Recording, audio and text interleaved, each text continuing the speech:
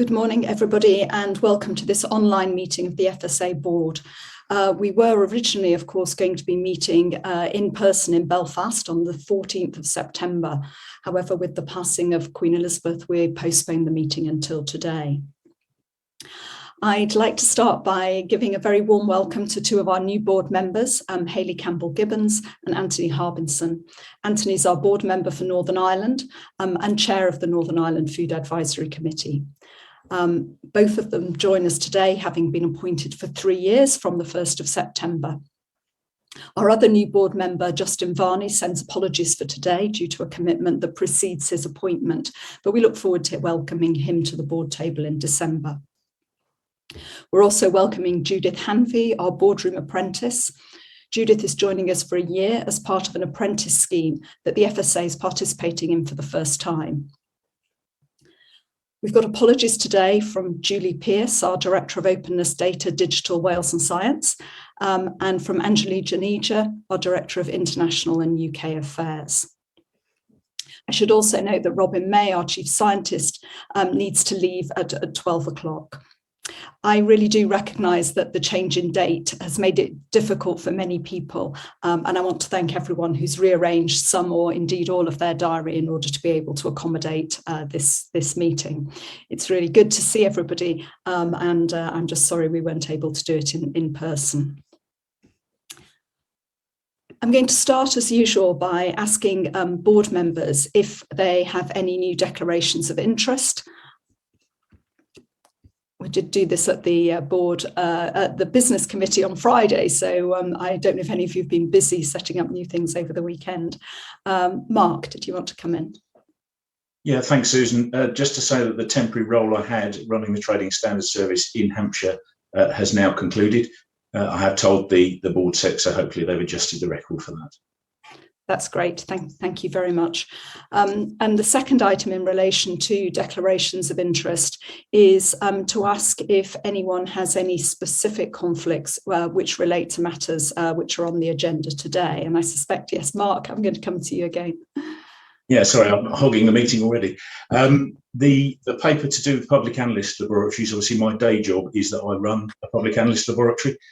So I have a clear conflict of interest. Normally in a meeting in person, I would have stood up from my seat and sat somewhere else. That's a bit tricky online. So I've taken board sec's advice and I'll just turn my camera off and mute myself for that conversation. That's great. Thank you very much indeed, Mark. I notice, of course, also that the ABC paper has some overlap, I guess, with your work with the trading standards. But given that that role is now finished, and it's really only a very small part of ABC, I'm very comfortable for you to stay as part of that discussion. Margaret, then I've got Ruth and Peter. Yes, I have a grown-up son who has nut allergy. Thank you. Ruth? I have an adult onset food hypersensitivity. And Peter? And my wife has milk sensitivity. Okay, thank you. So that's 3 board members who have sort of personal or familial interests in the food hypersensitivity paper.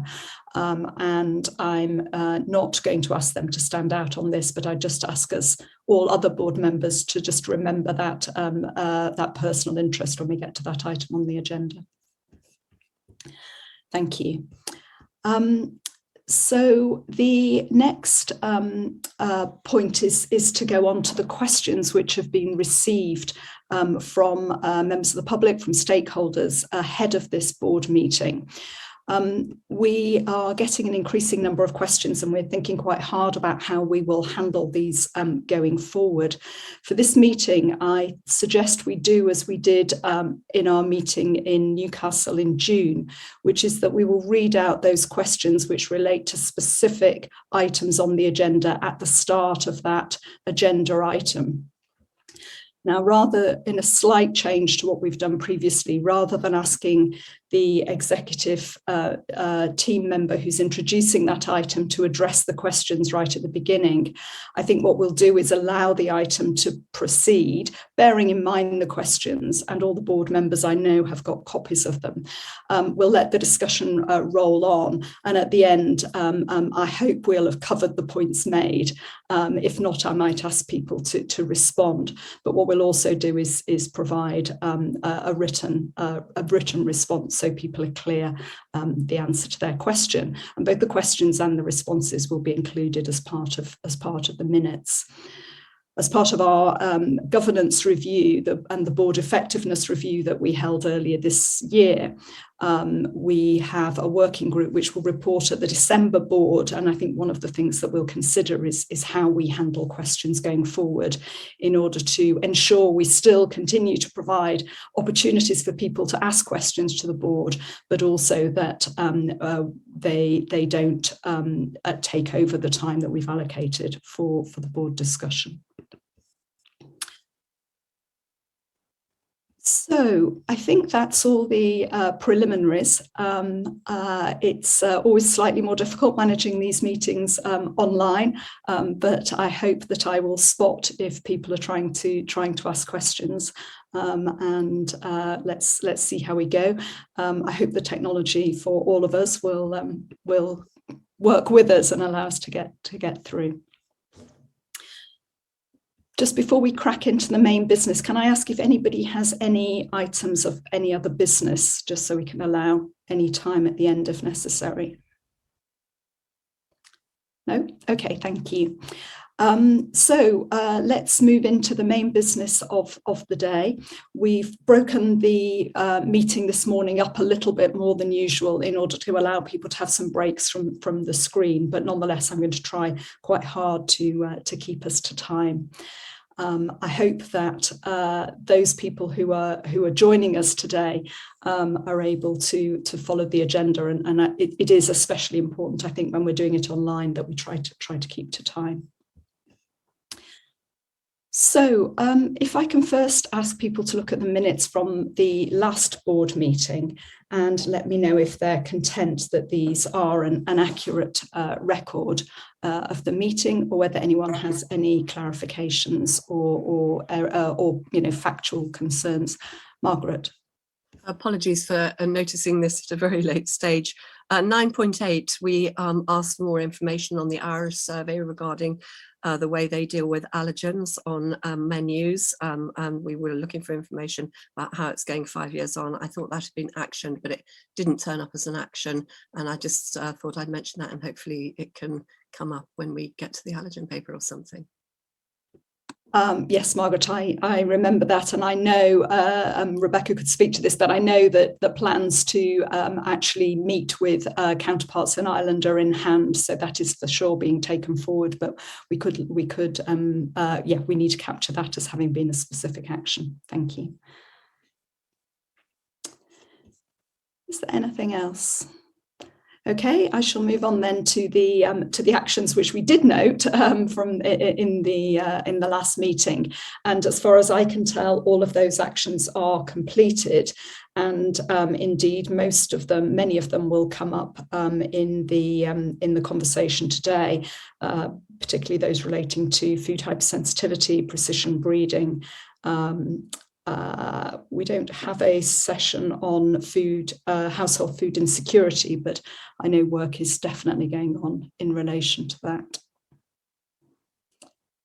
Any comments or any additional information that colleagues want on those items? Okay, if not, we will press on, and the next item is my report to the board. So you will have seen my list of engagements over the last 3 months, and I guess I'd like to draw your attention to 2 particular topics which are in there. The first is that at the very end of June, we published with Food Standards Scotland our inaugural report on food standards in the UK. And I really do want to thank everyone in the FSA and in Food Standards Scotland who contributed to this report. It really was a very substantial undertaking. But I hope that you are as pleased as I am in the final report, which I think has succeeded in bringing together a huge amount of data and now provides a very ready source of intelligence on some key issues in our food system. I'm certainly finding it a very valuable resource to explain the work of the FSA, so much of which goes on behind the scenes to keep food safe. I think it has been well received by our colleagues in government and other stakeholders, and I generally would commend it to anybody who cares about food. I was also very pleased that the report was able to conclude that standards have been maintained in recent years, and I think that's testament to the huge amount of hard work by people working right across the food chain. It's been a difficult couple of years, but we did note that there are some future risks, particularly in relation to the resources available to local authorities to inspect food businesses and the risk associated with the absence of border controls for food imported from the EU. And I'm concerned that those risks may increase over time. We're very committed to working with government to find an appropriate way to introduce proportionate checks next year to mitigate these risks. And I think Emily's report will note some of the progress towards new border checks. The launch of the report was a great opportunity for us to meet with stakeholders in England, Wales and Northern Ireland. I was extremely sorry not to be able to attend the launch in Belfast when my flight was cancelled just before takeoff.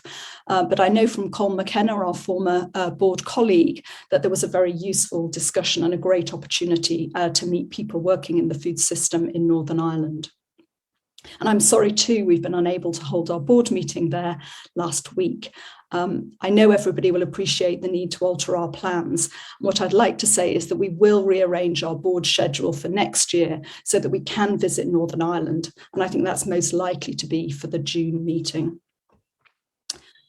The second issue I'd like to mention, and particularly picking up on the issue of household food insecurity, is my visit to Manchester in August, and also the visit by Ruth Hussey to Liverpool to meet people running community food redistribution schemes. As you know, the FSA now has a monthly tracker, which is showing the increasing proportion of households who've had to turn to a food bank or a similar scheme. And the month-on-month increase in those numbers is giving me grave cause for concern. Visiting some of these projects really brought home in a very powerful way the economic challenges people are facing.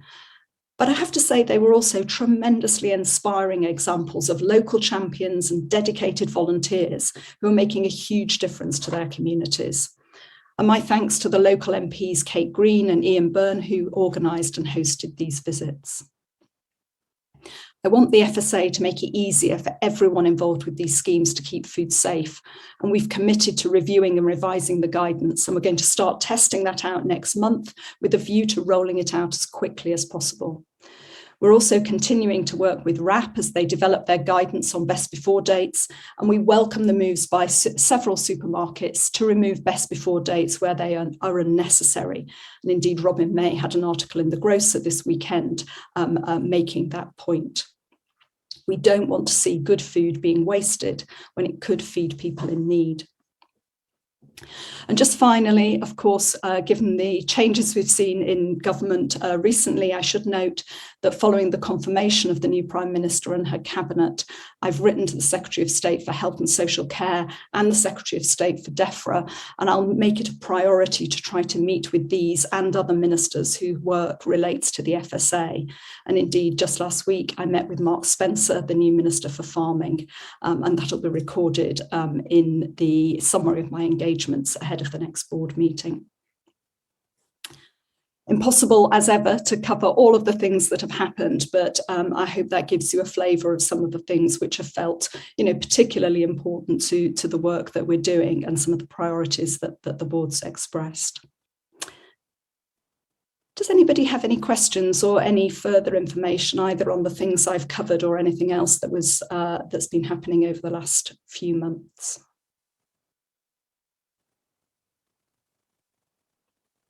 Okay, in which case I will press on to the next item, which is the update from the Chief Exec, Emily Miles.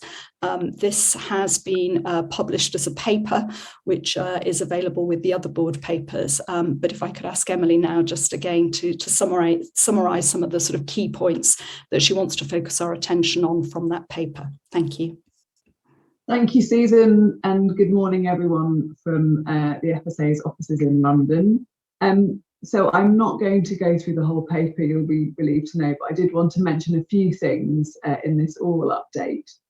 First of all, it's been a very significant quarter because of the change of monarch and the change of the Prime Minister. So both things have had quite a serious effect on the FSA, and the death of the Queen did affect many people personally.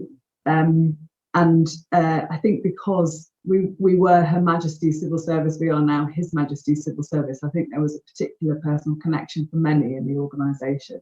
And I was very honoured to attend the lying in state of the Queen on behalf of the civil servants and I hope of the board from the FSA. The change in Prime Minister has also resulted in new requirements to us, which I'll say a bit more about in a second. And I think the question of prioritisation is actually one of the big themes of as we look ahead. But I also wanted to mention, as Susan did, the annual review of food standards. It was a huge effort for the organisation. I'm extremely grateful to colleagues who added this onto their day job at various points, and quite a big moment, I think, for us, as it was our first real State of the Nation report on the state of food standards in the UK, and very good to do that with Food Standards Scotland as well. So just turning to that theme of priorities, we have basically seen 4 additional pieces of work arrive to the FSA that are quite significant for this financial year. The first is the Precision Breeding Bill, which we have on agenda later, which is just being taken sooner than we expected through the House. The second was the Civil Service 2025 Headcount Commission. The third is the work on borders and the target operating model, which was initiated by the government in response to them delaying the introduction of import controls on EU goods. And obviously we have a very significant interest in relation to food and feed entering the UK from the EU. And then now what's just been announced last Thursday is a bill on retained EU law. The government published its bill on the revocation and reform of retained EU law on the 22nd of September. And this will end all EU-derived legislation on the 31st of December 2023, unless a department exercises the power in the bill to preserve that legislation, or unless the sunset date for that legislation is extended. The government has committed to upholding the UK's high standards and maintaining its international obligations, but just the process of reviewing the law that we are responsible for at the FSA is a very significant piece of work. We estimate that over 100 pieces of legislation relate to food hygiene and safety, and over 30 relate to food composition and labelling, which is where we have responsibilities to Welsh ministers. DEFRA own that responsibility in England. So I just wanted to say that there is very much a significant pressure on the organisation now to do that work. And there is a trade-off between speed and reform. So the quicker we go, the less we can reform the legislation as we go. As I mentioned in the report, we have already deprioritised some or delayed some work that we had planned to do this year. So we have delayed our 1-year review of the foodborne disease framework. We've delayed our work to engage more proactively with businesses on regulated products, and we've delayed our people plan. Those things will all happen, but they're just happening later than we had planned. We also were planning to do a significant amount of work on our 3-year corporate plan in the first quarter of the year, but we had to replace that with our work on the Civil Service Headcount Commission, so we're a little behind on that. We are going to need to do more reprioritisation to find resource and to liberate the skilled resource that can help us look particularly at this retained EU law piece of work. And so we will come back to the board in October with our proposals on how we do that. It will mean, I'm afraid, that there will be some things that we're particularly attached to that we may have to delay, but we'll come back to that conversation later. And I suppose I would just add that given what's on the agenda today, so the Achieving Business Compliance Programme, the food hypersensitivity work, there will be things where we are saying today we would like to do certain pieces of work. We may have to look again at the scope or the timing of some of those pieces of work in the light of the prioritisation piece we're about to do. And I also suggest that when we have made those prioritisation decisions, we should do some kind of public communication about that, because we don't have a formal board meeting until December. So there are lots of other very important things covered in my report, which are in writing, which I won't go into detail on. So issues about supply chain disruption of oils, more on the Borders Target Operating Model, the Northern Ireland Protocol, food data, shellfish controls, and so on. So you can see it's been a very substantial quarter in terms of what we've been doing, but I think that's enough from me for now. Thank you, Emily. And as ever, there's a huge amount of work, I know, that lies underneath each of the individual issues that you've raised. But I can hear in the way you're talking that actually the impact of the bill relating to retained EU law really is going to add a very, very significant additional pressure and indeed complexity on everything that we do. I think, it's abundantly clear to me that we cannot simply sunset the 100+ laws for which we're responsible. These are vital for upholding public protection and indeed for our ability to trade internationally. And I'm sure that that's not what ministers intend. But that means we are going to have to work our way through incorporating them into UK law. And I think important, I was looking at the list over the weekend, and I think important for us all to remember that individual pieces of law that are FSA's responsibility are intertwined in a very complex system which links to legislation held by DEFRA, BEIS and others. I'm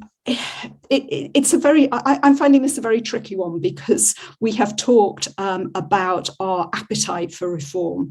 We definitely have acknowledged that there are places where now we're outside the EU, we could actually reform some of the legislation to really make it work as well as it possibly can for the UK. And as colleagues will know, I've been keen to consider whether we can create a new food and feed bill to replace much of EU law. I'll make it a priority over the coming weeks to engage with ministers to discuss these plans for reform and how they may be incorporated as part of the process. But I think, as Emily said, that will depend on their appetite for speed versus reform, and we for sure won't be able to do both. I'm also very conscious of our responsibilities to the devolved governments, and I'll be looking to meet with them too to hear their views. I think for our part, we need to be very clear that protecting public health is uppermost in our mind. Food you can trust is absolutely our central guiding principle. And we must maintain confidence in our high food standards. If we do that, that will be good for consumers, but it will also be good for businesses who are looking to trade and looking to innovate. So I suspect that everybody will very readily agree on what we're trying to achieve. What we need to make sure is that we also are all clear on what we need to do in order to be able to uphold food standards and also support trade. I imagine other colleagues will have comments on this as well. What I'm going to suggest is that we spend a few minutes discussing this bill, but I'm keen that since we haven't really had time to make a plan, that we do hold most of this discussion over until we've got some more information and the exec have had time to make a plan as to how to do it. And also because I want to make sure that we do spend adequate time discussing the other important work that the agency's been doing over the last few months. But let me just kick off with Peter. I think you were in first and I guess have a perspective from Wales on this. Yes, from my perspective, the starting point is, yes, there's an opportunity to remove rules which hinder our effectiveness. And that's our drive in this. But two alerts from a Welsh perspective. The first is that there is scope for divergence, and we would want to minimize that degree of divergence between the different elements within the United Kingdom.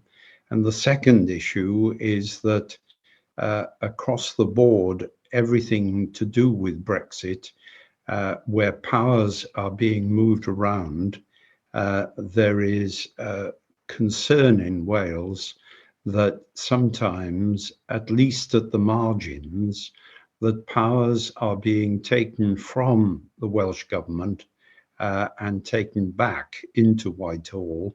And I think on both those headings, I'd just like to ensure that FSA is fully alert. And I know you are, Susan, you're keen to talk to Welsh government and so on. And I just want to underline it because it is of such importance in Wales. Thank you, Peter. And yes, I absolutely do get that, but always good to be reminded, and I know you'll continue to do that for us. Thank you. Tim, I can see you're trying to come in, but I'm going to ask Anthony actually, because there may well be a perspective from Northern Ireland, and then I'll come to you, Tim, and then Ruth. Anthony. Thank you, Susan. Obviously, main concern here is dual regulated systems running at the same time, because Northern Ireland, under the current protocol arrangements, will have to stick with EU regulations going forward.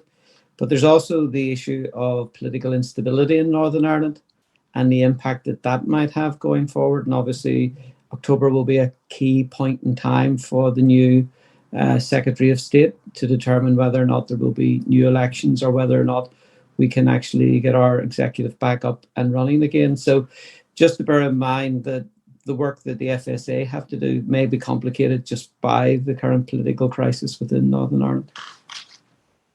Indeed, and yes, we're very pleased to have you on board, Anthony, to help sort of steer us through this patch, which is going to be tricky.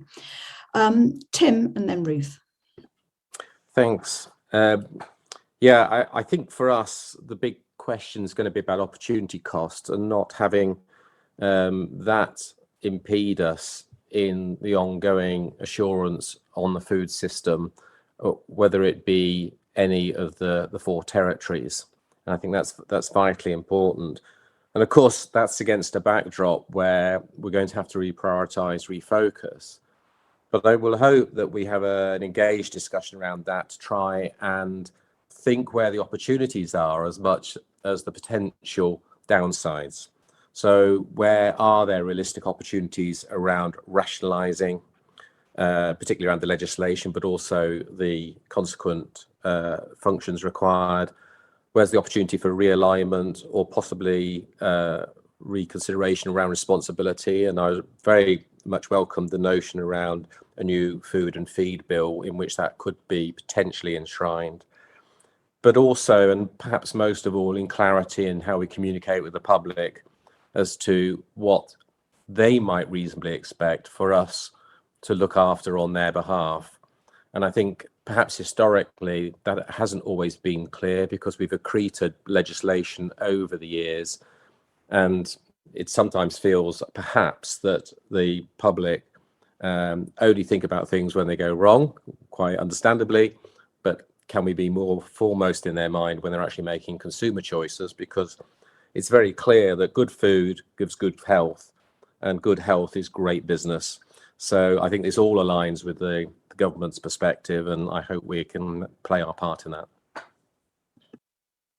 Thank you, Tim. I mean, I completely do agree around the opportunities. I mean, we've been talking about reform for some while. I think the challenge is that the timeline at the moment will make that near impossible. And I think that's going to be a key discussion is this balance between speed and actually doing this well and doing this in a way which is best for Britain.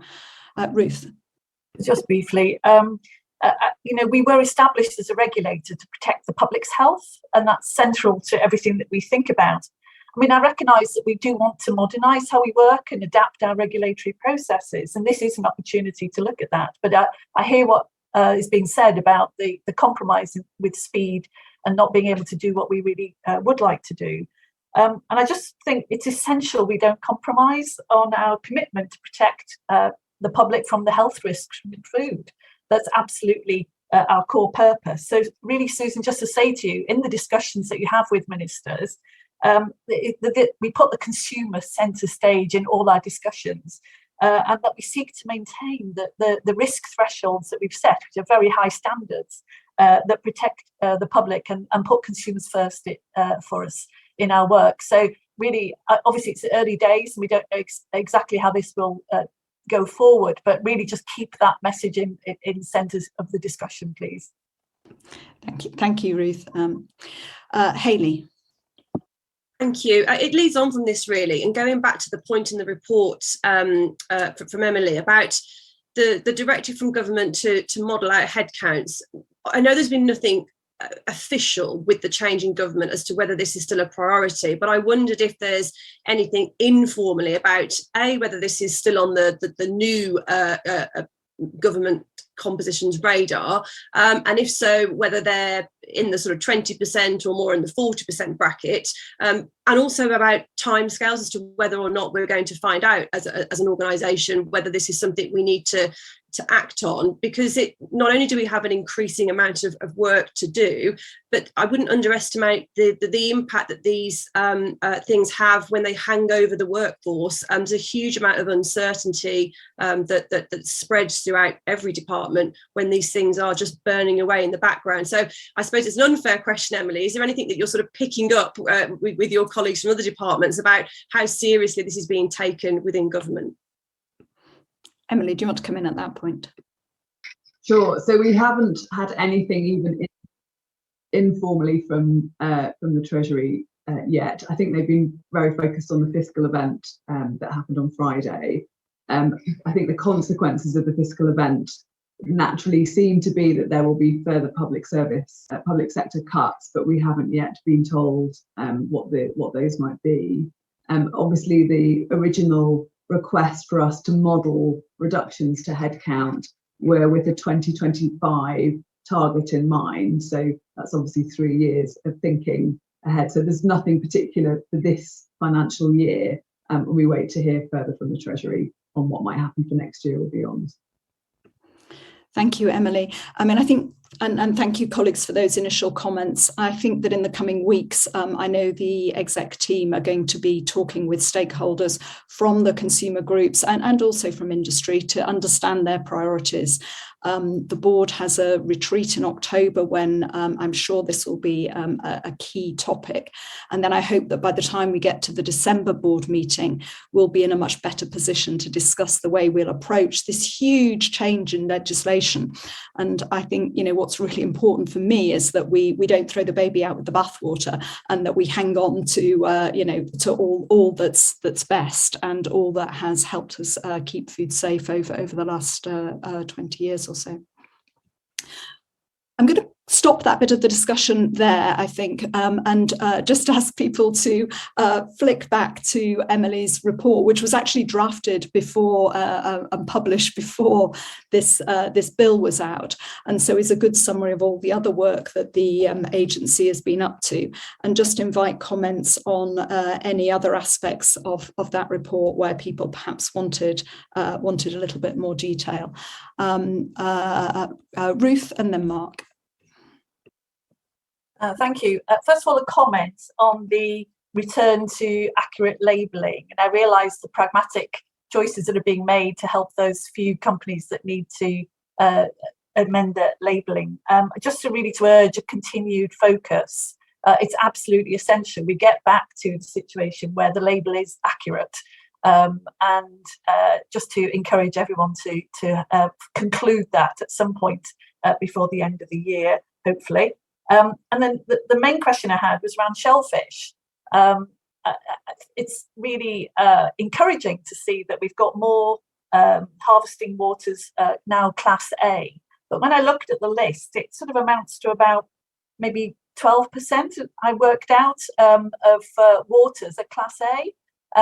So obviously there's still huge scope to have cleaner waters for shellfish to be harvested from. So I mean, my question is, do we know how those areas have become Class A now, and can we put more information in the way of the water companies and others who are responsible for clean waters to encourage a quicker progress towards more shellfish beds being Class A? Emily, those are two very specific points, so can I ask you just to respond to those now? So just to assure Ruth on the accurate labelling point, our Regulatory Compliance Division is working very closely with the local authorities who've been working with those businesses, and our expectation is completely clear. The only thing that's getting in the way is practicalities. On shellfish, actually, I'm going to ask Rebecca to come in. So, and the general comment is, the cleaner the water, the better the shellfish bed. We're not in charge at the FSA of what goes into the water, but Rebecca can comment on what further work we've been doing there. Thank you, Emily. Yes, and obviously there is variation from year to year on the quality of water. And as far as I know, we're not seeing any particular change in those trends. We'd expect, some beds to move between classifications. As you know, we've done quite a lot of work on the classification system to make sure that, the decisions we're making are proportionate and reflect the risk. And we've been working very closely with the shellfish industry on that. And yes, we do have close links with the Environment Agency. And, if there is an incident, if there is a rise in contamination, then local authorities will work with all of the relevant agencies to understand the cause of that and to look at what can be done to address the situation. So yes, we do work very closely, and we're as aware as everyone of the need to make sure that waters are clean and our shellfish are safe to eat. Thank you. Mark. Thank you, Susan, and Emily, thank you for your report. It really does go to show, as usual, the breadth and depth of the work that the agency does. Just wanted to reflect that. A couple of comments and one question, if I may. In terms of the reprioritisation, I can see that you have a mountain to climb in terms of putting some proposals together for us. I'd just like to flag, I suppose, a concern that with some of the projects that we have been proceeding with to date, we've taken quite a lot of partners with us, and we've taken them quite a long way. I'm thinking about businesses and local authorities and some of the professional organisations. Just want to flag the risk of us sort of stopping or rowing back on some of that work, that our reputation with those partners may suffer as a result. The delay to the proposals for food hygiene ratings mandation of display, I think, is disappointing. I appreciate it's not within our control, but I think it still leaves English consumers in a place where they don't have as much information as consumers in Wales and Northern Ireland upon which to base their purchasing decisions. So I do think that's disappointing. I appreciate we can't do anything immediately about it, but just wanted to flag that.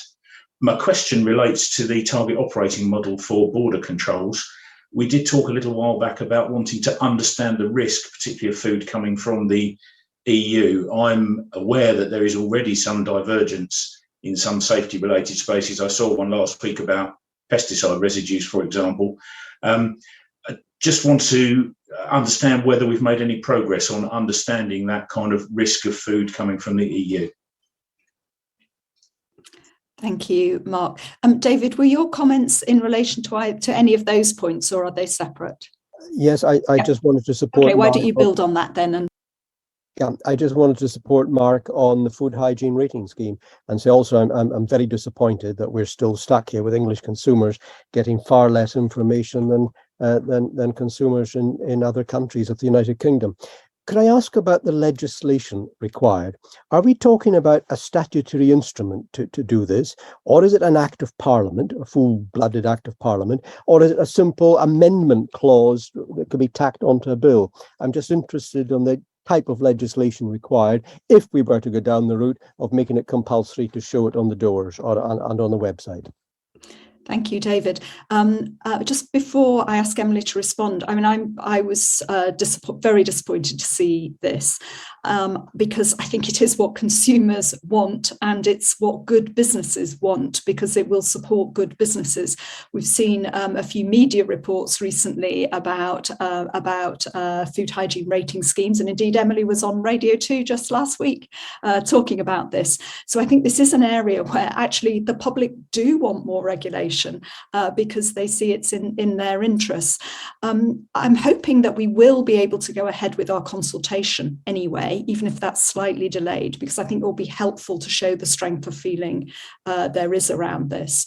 But Emily, perhaps you could tell us a little bit more about your thoughts on that and the legislative sort of process, and then not forgetting Mark's comment about border controls. Thanks.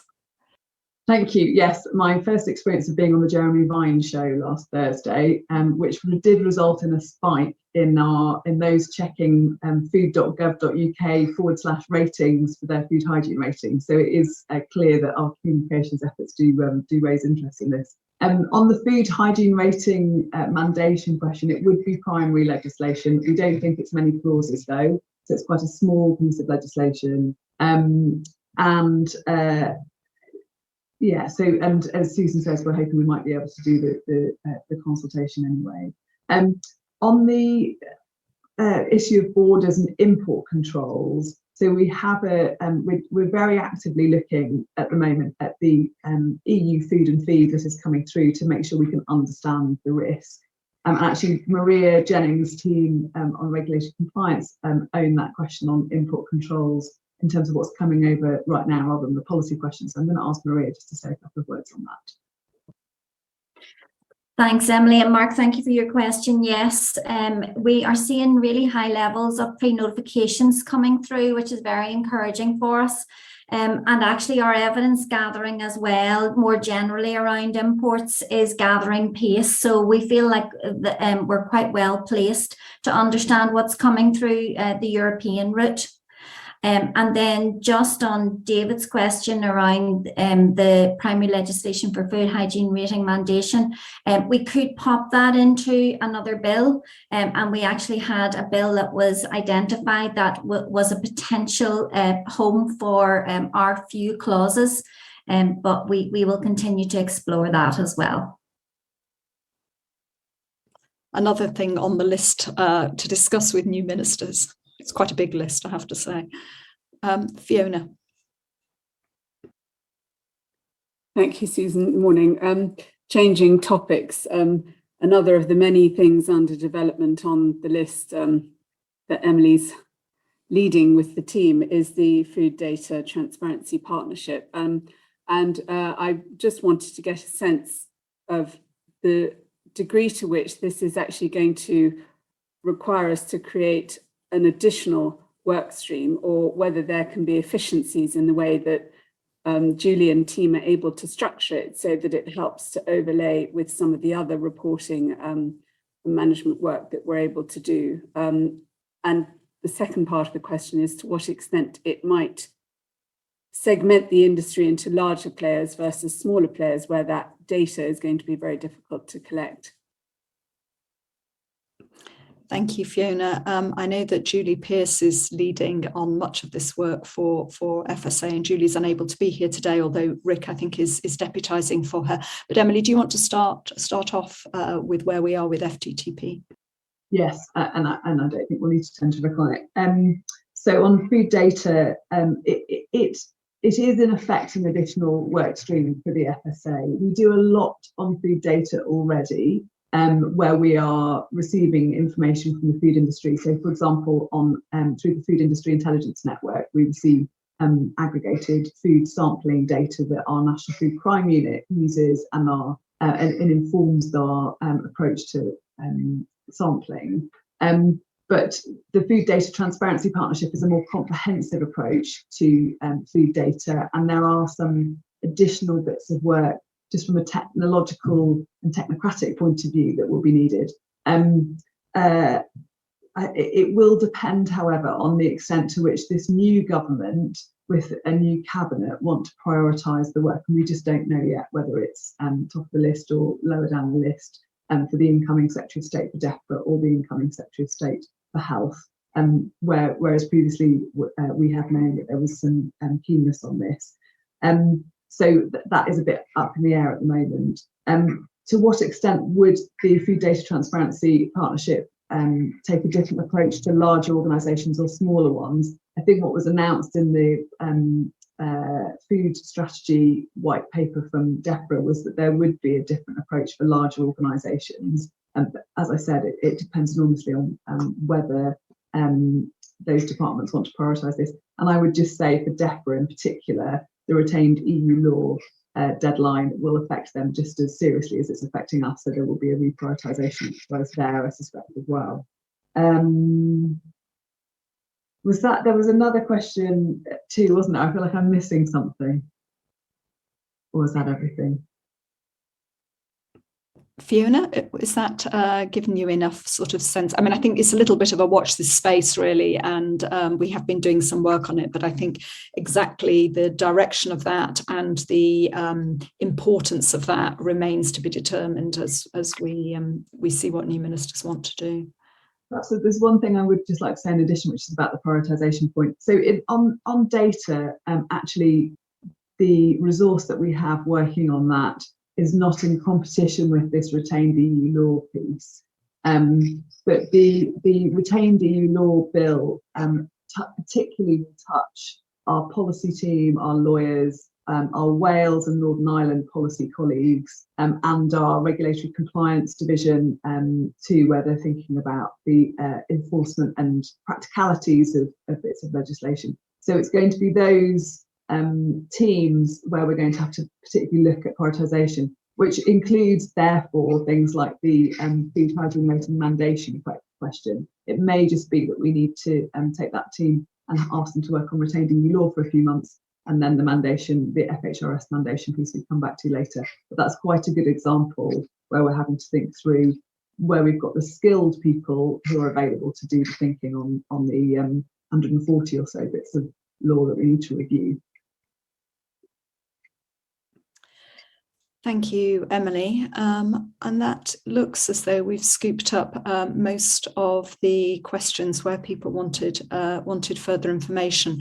And I think, you know, you've really reminded us there that we are going to have to be, you know, pretty agile and flexible in the way, well, the way that you plan the work of the organisation.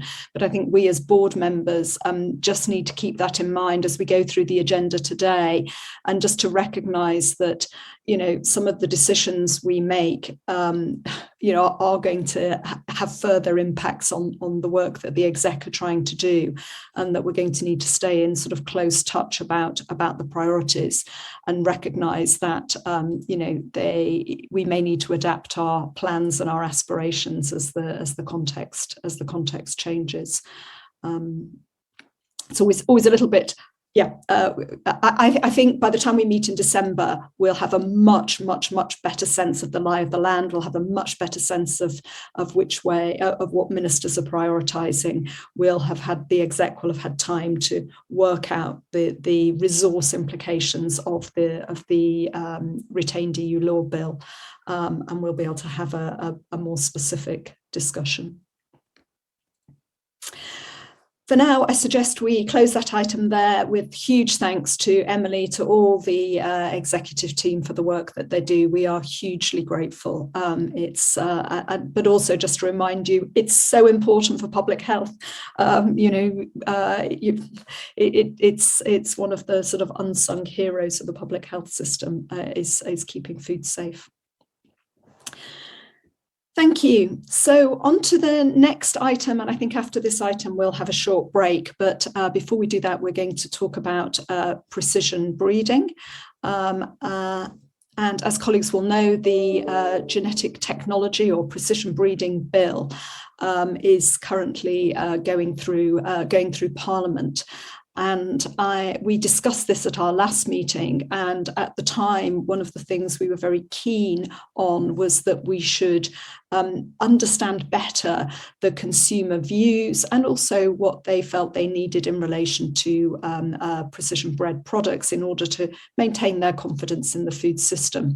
And so I'm pleased that this paper includes the very top lines from the first survey that we've done, and there's some more detailed in-depth work ongoing at the moment. I understand we should be able to publish the full report from the first phase very shortly in the next week or so. Today, I really want us to review where we're up to, but also think a little bit about how the regulatory framework is developing, but also to look at some of the potential options for providing consumers with information on these products to really inform the next phase of the policy development. I think it'd be quite useful if we were able to give the team a little bit of a steer about how we think we may be able to balance the range of consumer interests that are in this area. So you will have all read the paper, but I'm going to hand over to, I imagine, to Peter Quigley, who's our Deputy Director of Regulatory Services. And also, I think that Michelle Patel is here as well. Michelle's Deputy Director of our Science and Evidence Division, with particular responsibilities around social science, and it's Michelle's team that have helped run the consumer research. So I suspect we may have a bit of a double act, but I'm going to hand over to Peter to orchestrate this session. Thank you. Thank you, Susan. Good morning, everyone. I'll keep my introduction quite brief to allow board members to take full advantage of the time we have today to discuss the paper. So the board has been asked today to firstly note the progress so far and comment on the direction of travel for the more detailed work, including potential options for providing consumers with information on precision bred products. We continue to build a deeper evidence base for our proposals, and including, since the board met last in June, commissioning a subgroup of the Advisory Committee on Novel Foods and Processes to develop detailed scientific advice. And also, as Susan says, listening to consumers from across the UK to understand their perceptions and information needs around precision bred products. And so this morning, we're also seeking agreement from the board for continuing to explore a tiered approach to the FSA's authorisation of precision bred food and feed products and a public register of authorised products. I'd like to take this opportunity to thank all of the stakeholders who've engaged with and contributed to our developing proposals over the past few months. We've been listening to groups covering a full spectrum of views on the bill, and this will continue as our plans progress. There'll also be an opportunity for full formal public consultation on any future draft legislative proposals underpinning the bill, giving all stakeholders the opportunity to feed into the developing framework. And so I'll now hand back to the chair. As Susan says, we have Michelle from our research team and also Ruth Willis, who's senior in our science team as well. And so we're happy to field any questions and comments that board members have this morning. That's great. Thank you very much, Peter. And before we come to comments and questions from board members, I just want to ask Stephen Pollock to just read out the questions we've received ahead of the board from stakeholders about precision breeding. Stephen, I know there's a number of questions and they were relatively long, so could I ask you just to perhaps slightly summarise them, but we'll put the full text as put to the board into the minutes. Thank you. Thank you, Susan. And yes, of course, still will take a few minutes. As you say, there are a number of questions here, but I'll get through these as quickly as we can. There are 7 questions in all related to the item. The first is from Ian Mortimer, who's a Group Technical Manager at Appetito, a food business. Mr. Mortimer's questions asks about the impact for trade with Wales and Scotland due to those nations requiring clear genetically modified organism, GMO labelling. And Mr. Mortimer says that such a labelling requirement could prevent adoption of produce using precision breeding and or create another price tier and or disadvantage with such foods sold in England compared to equivalent foods that are only sold in England and therefore do not require labelling as containing GMO. Question 2 is from Liz O'Neill, who is a director with GM Freeze, a civil society organisation. And Ms O'Neill talks about the confusion over whether or not the definition of a precision-bred organism in the bill text excludes the presence of exogenous genetic material. She goes on to say, when consulting with citizens, does the FSA inform people that the insertion of exogenous genetic material is the first step in all gene editing processes, that some gene editing techniques intentionally incorporate such material into the target organism's genome, and that even when there is no intention of permanent incorporation, there are recorded incidents of unintentional integration of exogenous material? Question 3 is from Joe Ryan, not representing any organisation, but as a private individual. He asks, the Precision Breeding Bill sets out a list of scientific interventions that will be classed as traditional processes. When the FSA asks members of the public for their views on how these things should be regulated, do you explain that traditional breeding isn't limited to sexual reproduction? If not, why not? As I think this would have a big influence on how people respond. Question 4 is from another private individual not representing any organisation, Pat Walters.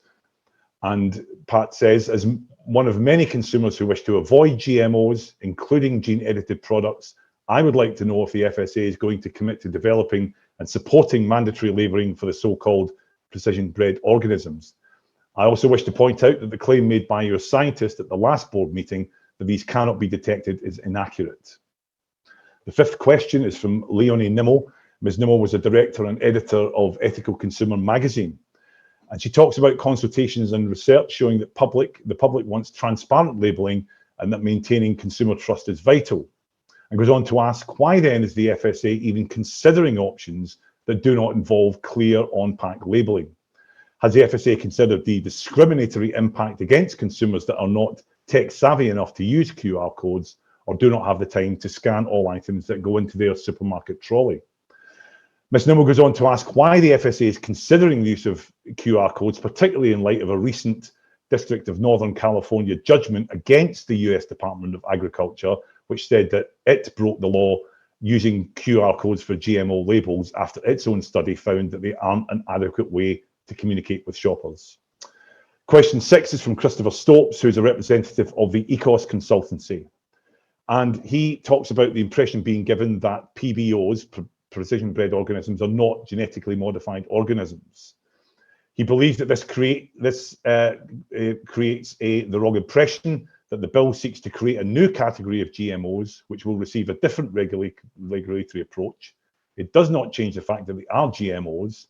The FSA is therefore giving a highly misleading impression to stakeholders and the public.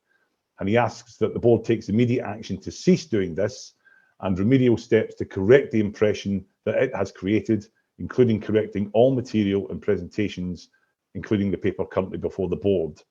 And finally, another private member of the public, Jacqueline Pierce Dickens, writes to say, in the past, the FSA had a policy of publishing all advice and information it gave to the government.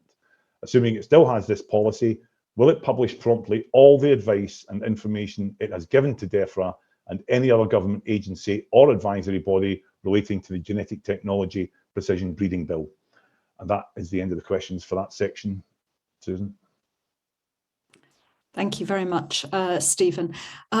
So I think those questions are really helpful in terms of the board having a good sense of where people's concerns and questions lie. I suggest, as I said at the start of the meeting, that we first take the board members' questions, though feel free to pick up on those that have been asked by stakeholders, and then we'll see how many of them have been answered by the time we get to the end of the session. Who wants to go first? If I start with Tim and then on to Margaret. Thank you for that. And thank you for the presentation of the paper and all the work that's gone into that. I think it is important for us to continue to track what's happening and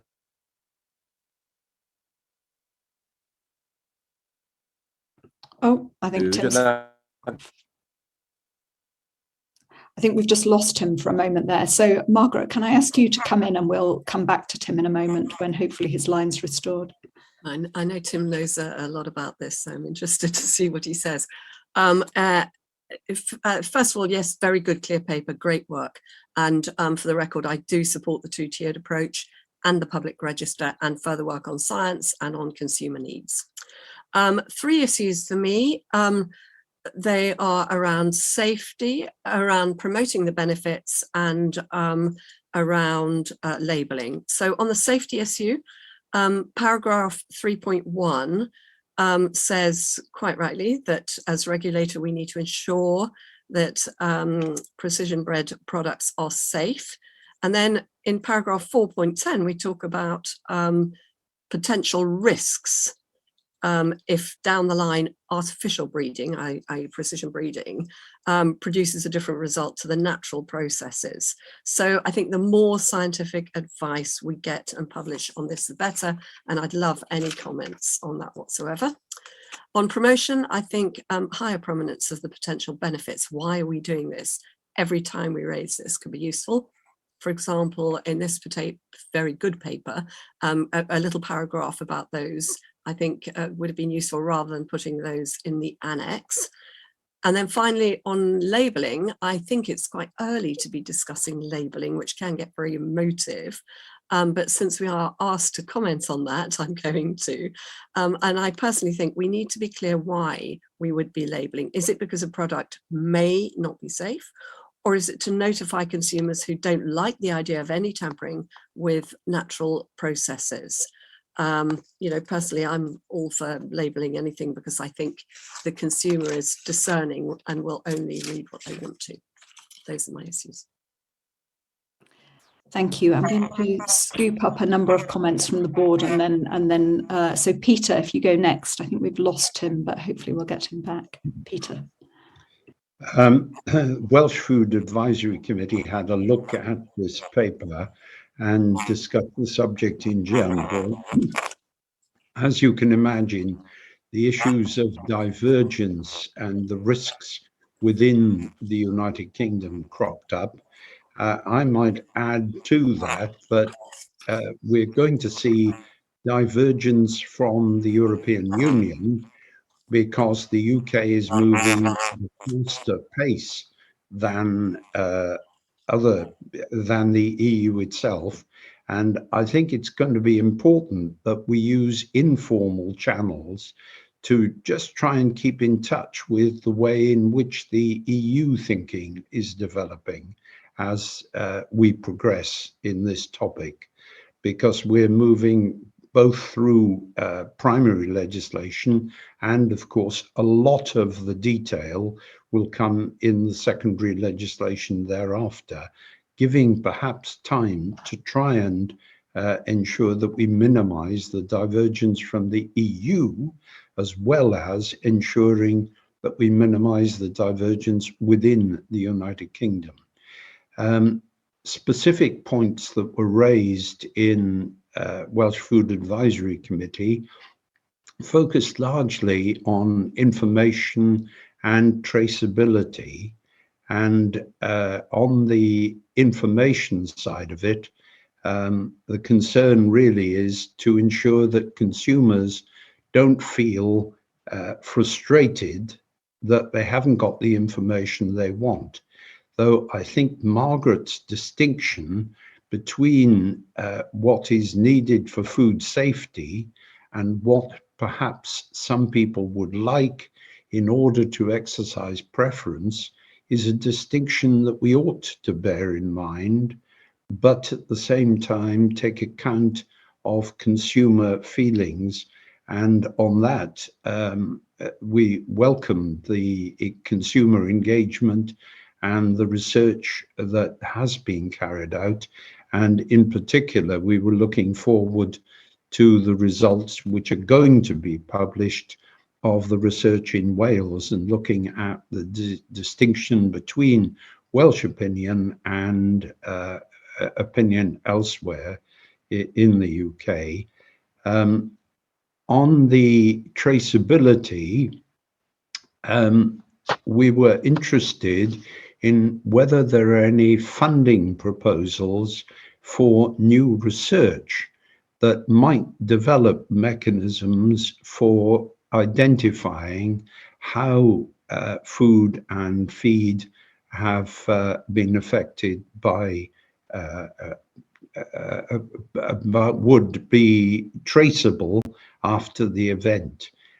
And the other observation that was made was that any consumer information should be available in Welsh as well as in English.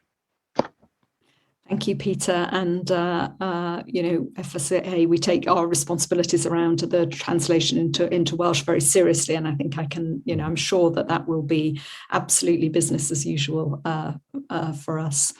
I think really good to hear what the Welsh Food Advisory Committee had to say. These committees are very helpful for us in just hearing a little bit more about the local context. So thank you for having that session. Tim, great to have you back. Anthony, were you going to comment on the Northern Ireland perspective, or was it a more general comment on precision breeding?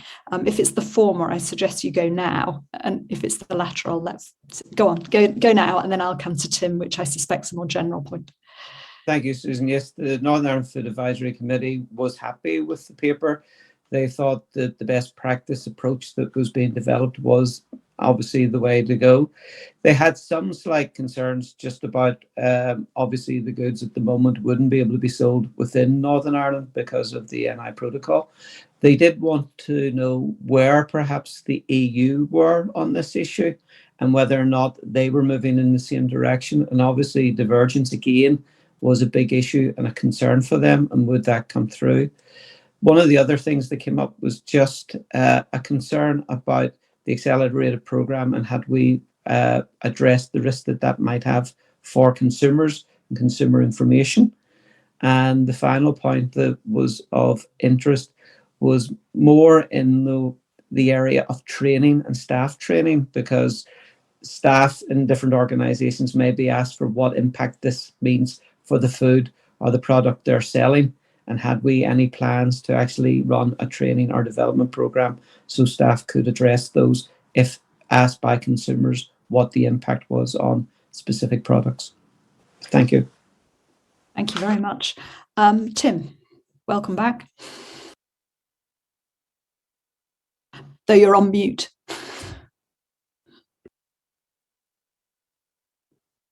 Oh no, Tim doesn't think he's on mute. If I could ask our tech team to help. Try again, Tim. No success. I'm going to go to Fiona and then we'll come back to Tim in a moment.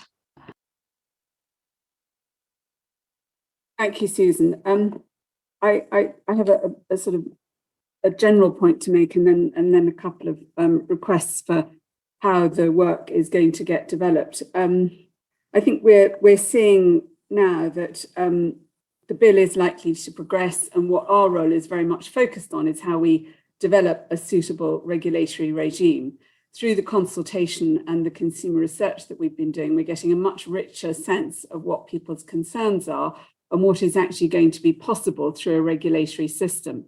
So my question is, it's a request that we get more information on how a traceability system could work.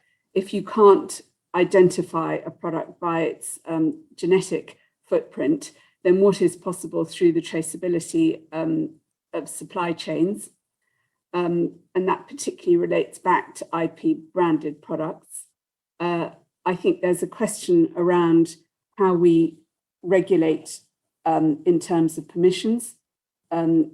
Is it sensible to give a one-off lifetime license, or should we be looking at renewal processes? And I'm sure that that will fall into the tiering system. And then I think with regards to the labelling, as Margaret pointed out, you know, I think until we get more information about what's possible, it's very difficult for us to structure a valid labelling regime that's going to enable consumers to understand what they're buying, because we don't know what actually it is possible to label, because we don't know what can be traced back to the system. So for us to have a system that consumers can trust, we need to have much more information about where we can land some of these challenges. Thank you, Fiona. Tim, best of luck, third time lucky. This work? You're in Yes. business. Amazing. Well, I'll keep it very short then, because I'm sure people have said most of the important things already. But I think my interest is purely from the level of risk. Obviously, we need to be proportionate to the level of risk, but as yet there are some unknowns, even though they are probably low risk. For example, collateral edits that there is low likelihood of detection, and that at the moment is unquantified but small. But it could be significant later as science improves. And the second bit is around being able to trace foods from PBOs that are successively edited, because we will not understand necessarily the compound impact and how that may relate to food and its safety. That's great. Thank you very much. I'm going to call time on questions there and then turn to the team really to respond. There was quite a mixed bag. So can I suggest, Robin, I wonder if I could draw you in first. That's because a couple of questions from stakeholders really were about very particular aspects of the science, the incorporation of exogenous material. Is this GM? And I think it would be helpful for you just to remind the board about that and to people who are the questioner and others who are listening.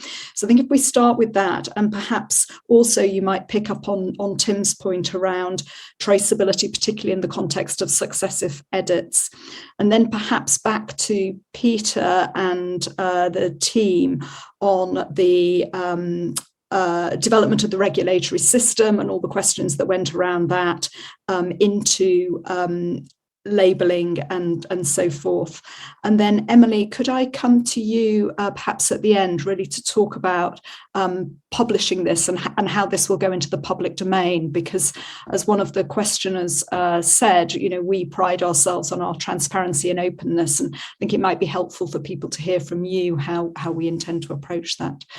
So that's given you all a little bit of a heads up. So then in quick, Robin, you're first off. Thanks, Susan, and thanks for all those. Yes, there's a lot of different questions on the science front there. I'll do my best to try and pull them together. So I think first point to make, and that was the point raised by Liz O'Neill, one of our questioners, is about this issue of exogenous genetic material, so foreign, if you like, genetic material being involved in precision breeding.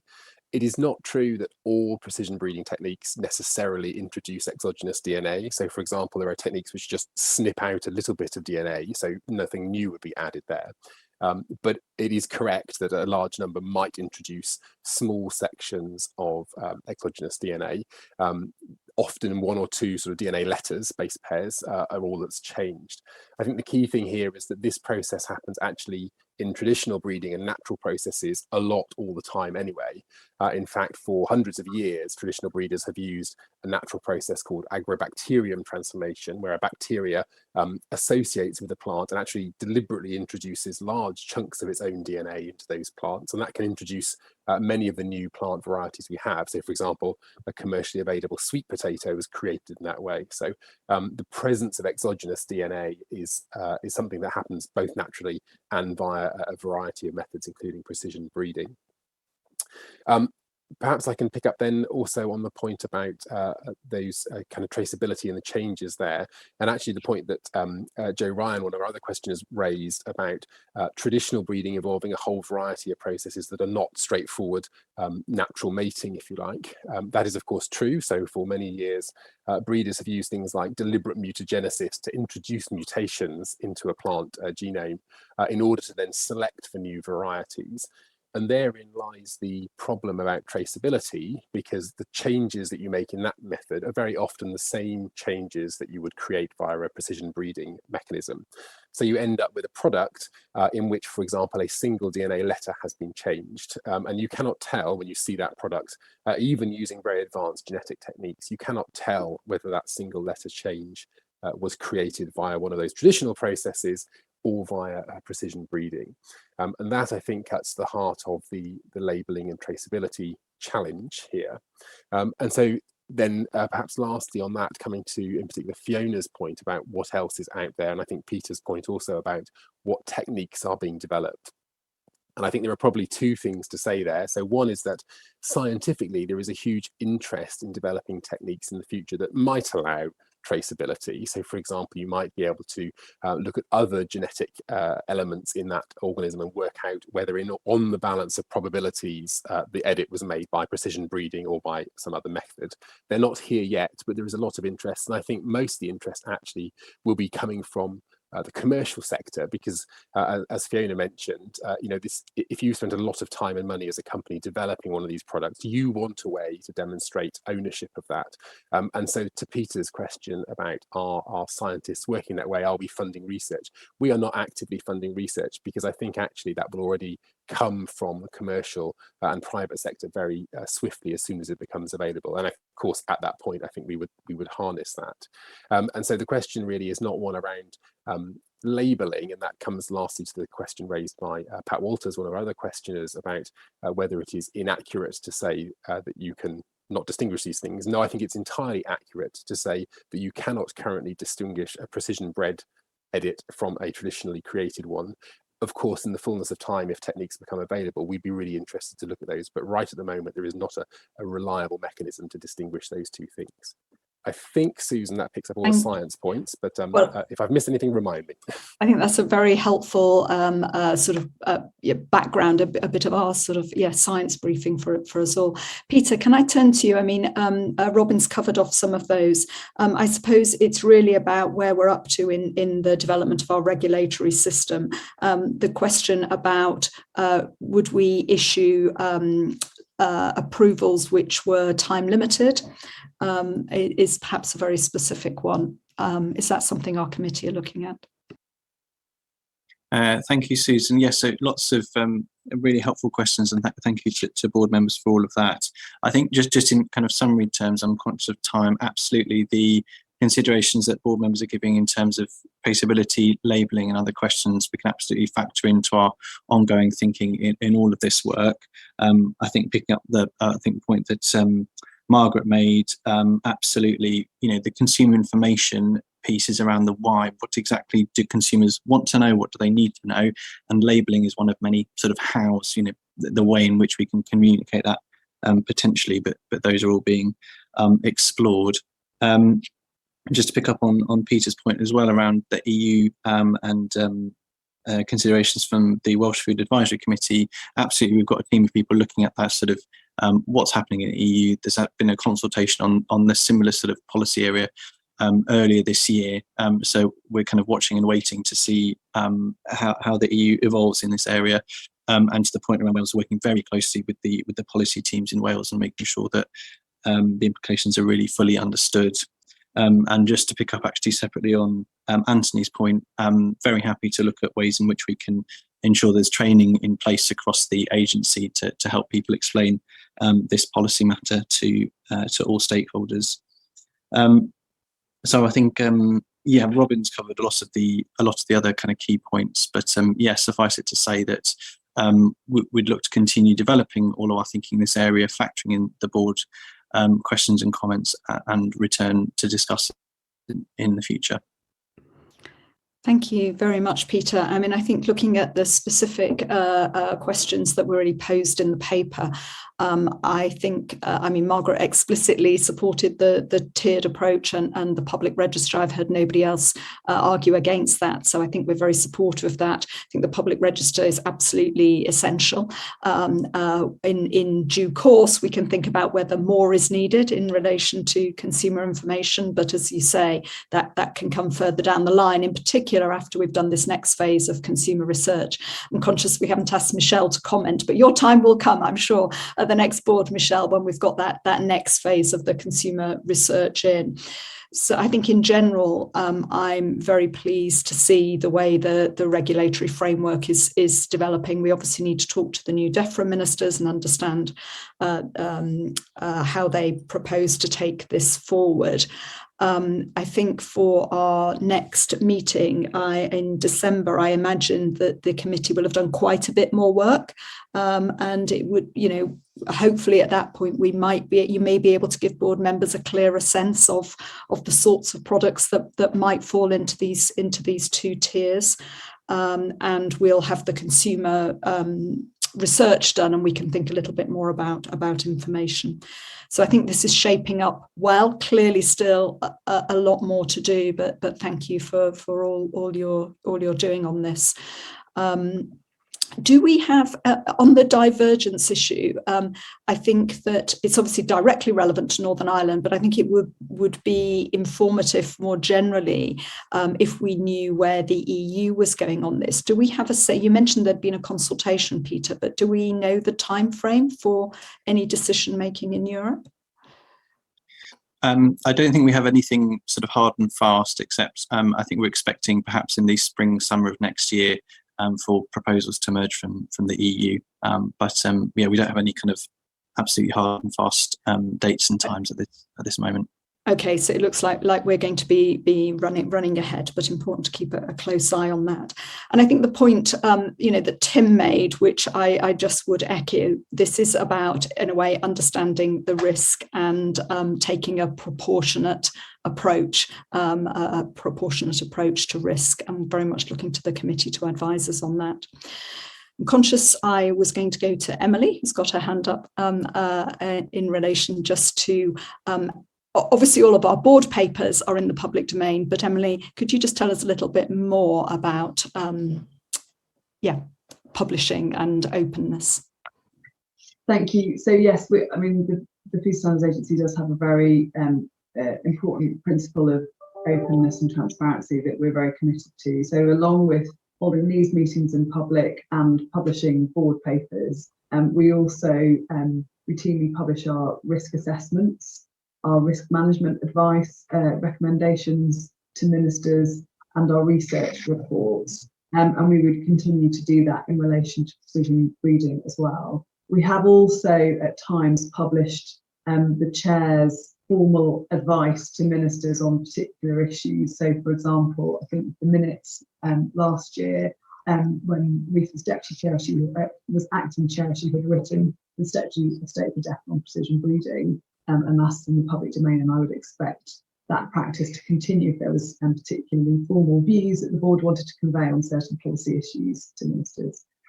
On divergence, I also wanted to mention a couple of things that the board may recall, because divergence is going to be a very big theme for us over the next few months and years. In this instance, England has gone ahead on precision breeding. And Wales and Scotland are not that yet there. The EU is obviously finding its way as well. This will come up as a theme over and over on other matters too. And just to remind the board that we did discuss a principle for ourselves when we're thinking about divergence in December 2021, where we talked about in considering alignment or divergence across the UK, the central factor determining our advice should be safety and public health, with wider contextual factors on consumers or businesses considered secondarily and on a case-by-case basis. So that's our approach.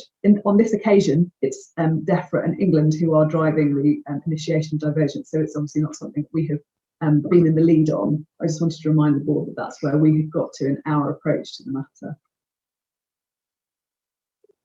Great, thank you very much, Emily. So I'm going to close this item there. It will, I guess the action is really to keep going, and for this paper, we will have another paper in December to update the board as to where we've got to. I have noticed that I am really bad at capturing actions. So if I can also just scoot back to the action coming out, I think, of the Chief Exec's update, which really is that we need an item on the agenda in the December board around the retained EU law and essentially the strategy for how we're going to approach that. I think that will be quite a substantial item. I think it was probably implicit, but there we go. It's formally captured as an action. Very good. And just as a reminder to those people who put questions to the board, we will put your full question and a written, specific written answer into the minutes of the meeting. But I hope you feel that we've captured the sense of them during the discussion. And on that point, I'm going to call a short break so people can get away from their screens for a moment, and we'll come back in. I think we're slightly over time, so if I could suggest we come back at 10:35. I hope that will give you enough time. Thank you. Bye for now. So welcome back, everybody, and we're moving on to the next item on our agenda today, which is in relation to the ABC programme, as we call it, Achieving Business Compliance. This is a very substantial paper reporting on a great deal of work since we last discussed this in December last year, which I'm really pleased to see. There are a number of individual elements in the paper which the team will walk us through. But before we get started on that, I know we have had a question to the board in relation to this programme, and if I could ask Stephen to read that out, that would be very helpful. Thank you. Yes, of course, Susan, thank you. One question relating to this item from Mike Wilson, who's Managing Director of a consultancy called Cascade Associates. And Mike says it was most encouraging to read the proposals to modernise food hygiene inspection within the ABC compliance paper, in particular to see proposals for the use of remote technologies where these might be appropriate and can contribute towards better efficiency and reduced carbon footprint. However, the 2021 study carried out by the consultancy ICF was only a cursory survey based on a tiny sample size. It did not examine in depth the practical implications of using three quite different remote assessment techniques, i.e. telephone, email and video photographic. And Mike asks, would the board agree that a more extensive evidence gathering exercise around each of the remote methods needs to be undertaken, together with a comprehensive evaluation before approving any proposals to deploy such technologies in the field on a regular basis? Thank you, Susan. Oh, thank you very much.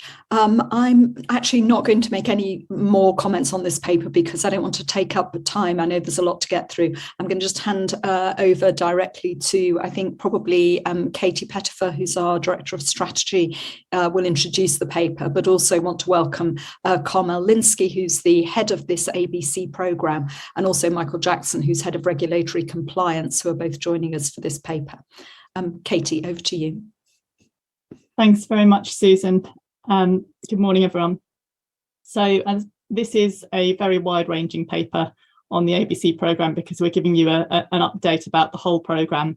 I won't talk about it all in my introduction. The ABC programme is a really important part of that reform agenda that Susan was talking about earlier in the meeting, and particularly our work to try and make sure our regulation is as proportionate as possible and to try and make it easier for businesses to do the right thing for consumers. We're happy to take comments and questions about any aspect of the programme, but there are a few areas in particular that we would like the board's endorsement of today, please. The first, and probably one of the most significant, is that we've been piloting a much more targeted, intelligence-led way of assuring food standards. And we have come to ask for the board's endorsement and agreement to take the next steps towards a wider rollout of that new food standards pilot approach. We would also like the board to endorse us moving towards a new approach on food hygiene in a similar vein. We've learned a lot from the food standards approach, and we now want to move on to the food hygiene model. And finally, there are two areas in which we've been working together with some of the most influential businesses in the system to see what we can do to help make food safer for consumers. We are hoping to launch some pilots with 5 of the biggest retailers to try out a new type of regulation at business level, which I think could be a really important thing for us when we think about how we might want to regulate in future. And we would like to welcome the proposals for a food safety charter that some of the big food delivery platforms have made, and to work with them on using that as a tool to make food safer for consumers. So those are the key points from the paper that we'd like to get the board's agreement to today.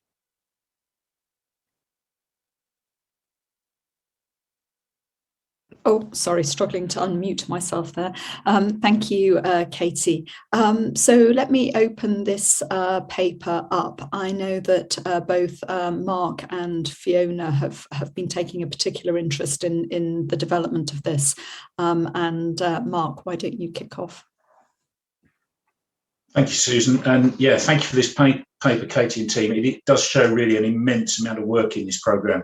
And I've also had the benefit of some conversations with members of the team, which have been really helpful as well. Just a few reflections on various parts of it. And I think most of my reflections touch on the questions that you asked, Katie, which is helpful. The food standards pilot has been going on for some time. I think it's really important to recognise that that pilot represents a wholesale change to the way that food standards enforcement is delivered. It's not mere tinkering. It is a complete change.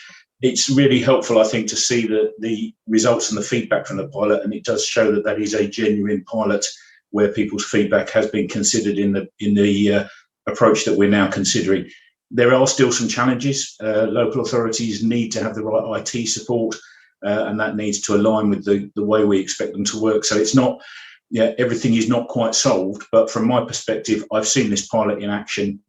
It really reflects how, particularly trading standard services who deliver most of the food standards work, it reflects how they work, whereas the old code of practice actually was very much at odds with the way they work, and we were seeing more and more authorities having regard to the code, which is what they're legally required to do, but not actually following it. So I think in terms of food standards pilot, this is a very impressive way forward, and I would certainly endorse it. The food hygiene proposals are quite different. So the food hygiene model is not broken, but it could do with improving. So that's more of a sort of a development rather than a wholesale change. And again, I think the proposals in this paper are very sensible in terms of modernising a lot of the approach to that without throwing the baby out with the bathwater. I think particularly important to both of those is to recognise that they are aimed at focusing local authority resources on where they are most needed, as opposed to sort of some kind of almost number-driven dogma of work that needs to be done because it needs to be done. And I think that's really important. Key performance indicators going forwards are going to be critically important so that we know what we're achieving, not just what we're doing. And I think the risk at the moment is we measure what we're doing, but we don't actually measure what we're achieving. And I think that's something which isn't fully resolved, but I think is quite important moving forward.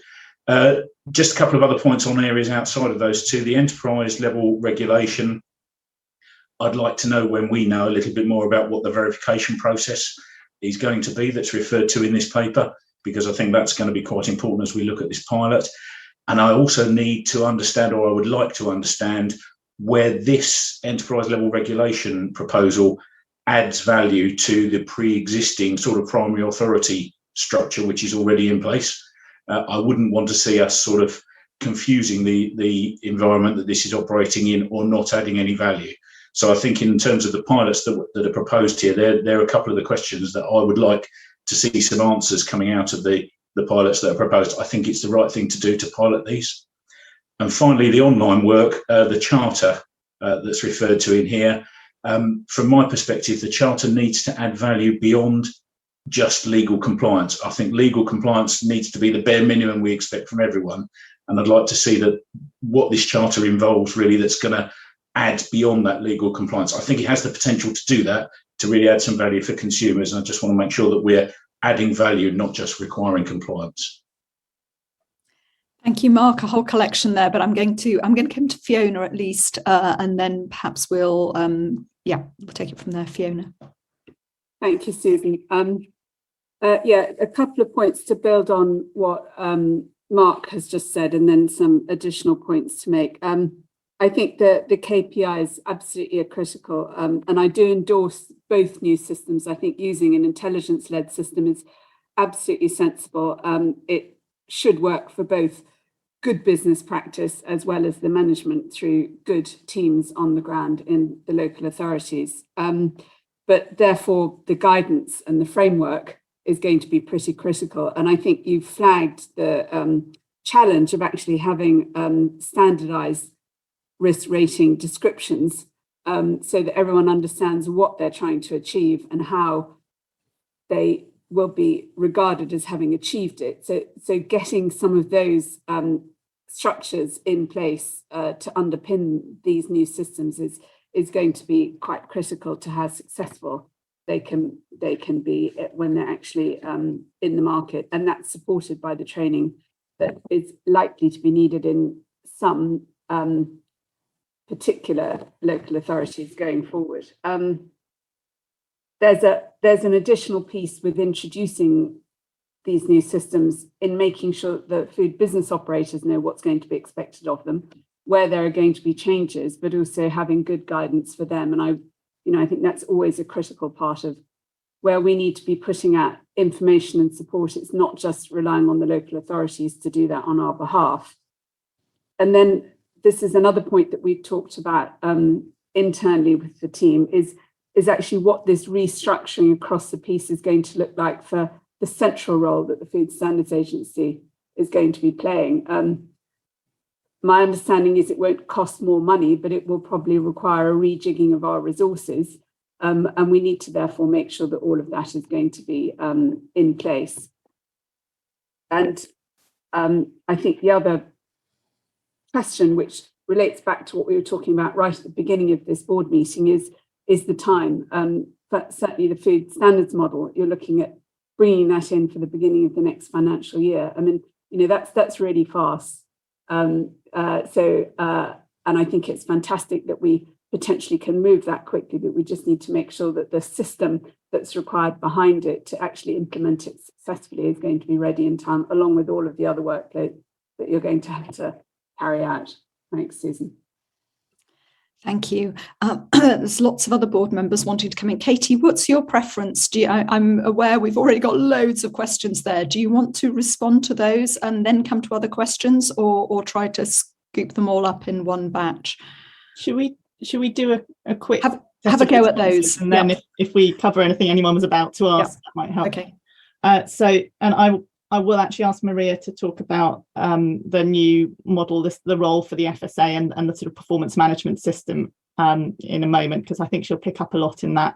I was just going to say on the charter, I absolutely agree that it needs to not just be about compliance. Actually, one of the reasons we really want to welcome the charter is it's a real tool through which we can work with businesses, these big businesses, so that they can do much more to get information to consumers that's really valuable. So not just the hygiene rating, but information about food hypersensitivity, so on. There's a lot of potential in there that goes beyond just meeting legal requirements, and is a good tool for a world in which the law was not really set up for Deliveroo and Uber Eats and so on. They're kind of quite new concepts. So there's a lot we can do, I think, through that. On the enterprise level regulation and the primary authority role, what we're proposing is the relationship between us, the primary authority, and the retailer. The primary authority is very much at the heart of this. And what we're hoping is that we can add kind of resilience to what the primary authority does through further support from the FSA, both in using data, but also then it doesn't become dependent on what individual approach different primary authorities have chosen to use. And some of the retailers have really excellent relationships with their primary authorities we want to build on. But to make that model resilient for the future, we want to trial a sort of more standard model that we could develop with the primary authorities. I know there was a question on verification, which I might ask Carmel to come to, but should we come to that at the end when we pick up the others? And Maria, would you like to talk about the food standards model and the FSA's role in performance management and central role in the future? Yes, just very briefly, thank you very much for your questions. And I know that Mark has a great insight into the new food standards model. And as you know, at the core of our development of the new food standards model is that we really want this to deliver more intensive interventions in businesses that are posing the greatest risk, or those that are persistently non-compliant. And that will make sure and enable local authorities to reduce their interventions or use greater flexibility in how they use their resources to deliver for those lower risk or compliant businesses as well. And I think that comes to the core of how we're going to monitor local authority performance in relation to the new food standards model, because KPIs will need to be developed, but they will be based on the outcomes that have been delivered by local authorities, not the inputs. And that's the way we measure local authorities at the minute, you know, how many premises you visit on a regular basis. So we will be bringing that conversation back to the board. It's not that we're developing them without allowing the board to have oversight of that. We will be bringing that back to the board at a time whenever we have developed them to the point where we feel that the board can give us really strong views and input into those KPIs. And then in relation to just Fiona's question around food business advice and guidance, of course, it's really important for us to continue to provide that advice and guidance, but many food businesses will not see a difference in the way their food standards inspections are carried out, because those businesses will need to have interventions at a regular basis. So it's not that we're asking something new in relation to the regime.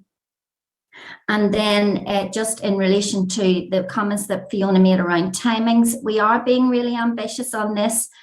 We would love to start our consultation in October, and we do want to start the rollout of the new food standards model at the start of the next financial year.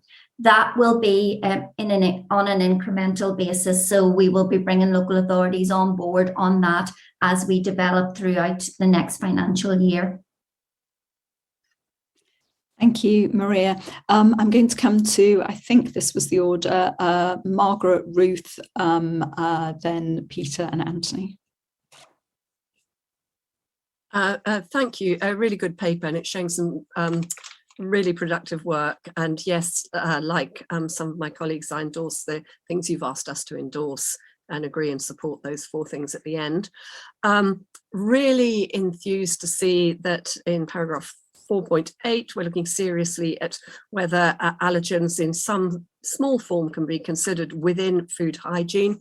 We've heard local authorities ask us to do that before, some local authorities, so it's obviously feasible. So I support that.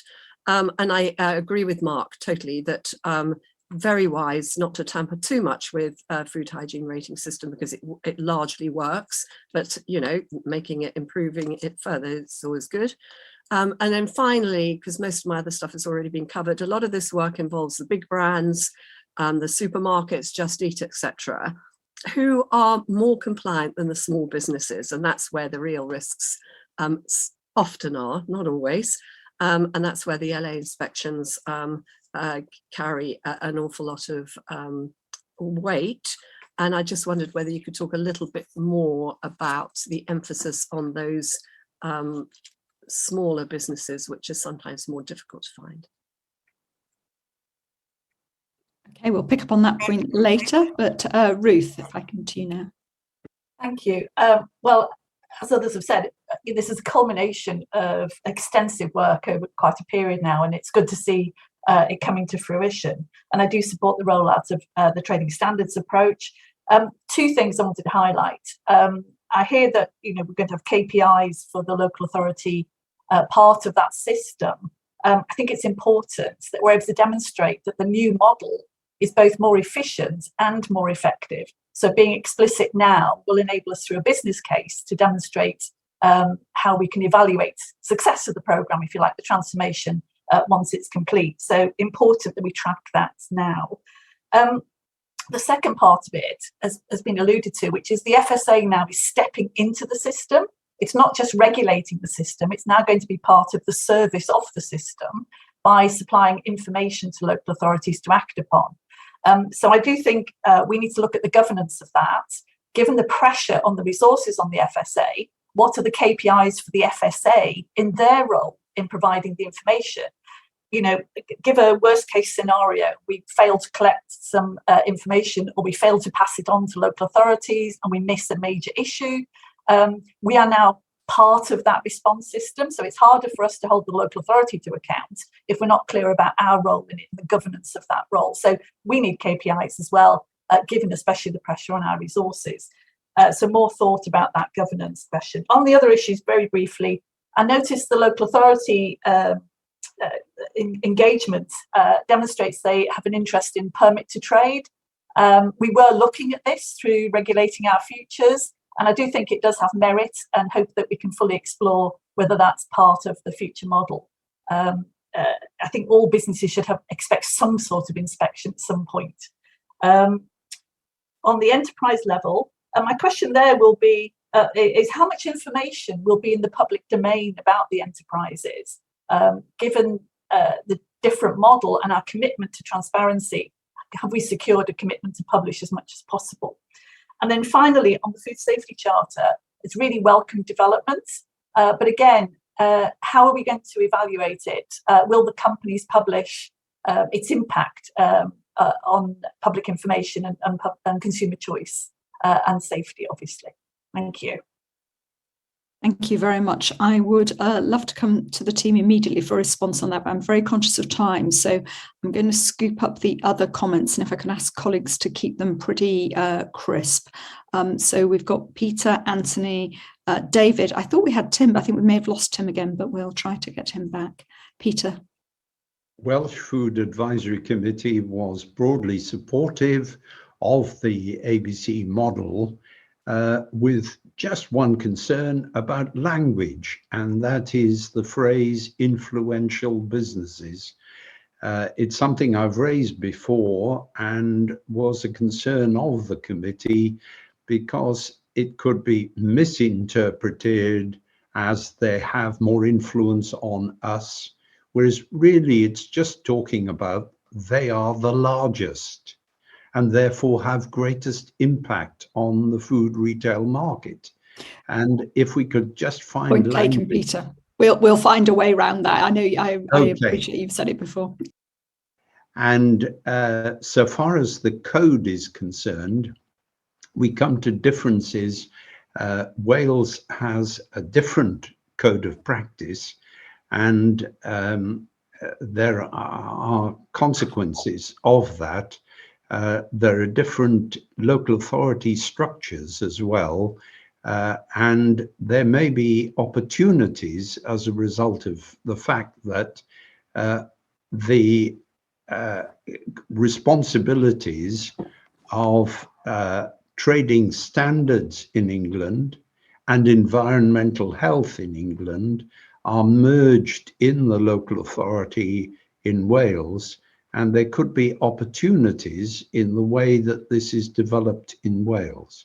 And the last point is that it's important that we maintain consumer confidence in the food hygiene rating scheme, which applies, of course, in Wales.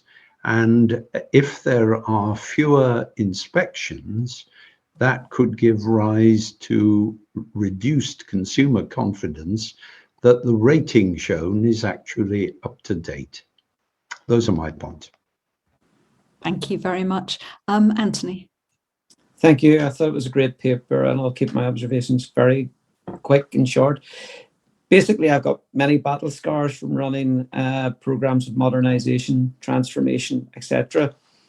Running two together is quite a challenge, and it's just about making sure you have really thought out the prioritization of what you're intending to do, especially as we've already talked about key resources and the shortage of them when we have a look at reviewing 100 pieces of legislation because of EU exit at the same time as trying to change a regulatory framework going forward using existing legislation. So it's just, have you thought out the process? Have you set clear prioritization of what we're going to want to do if resources become a real problem?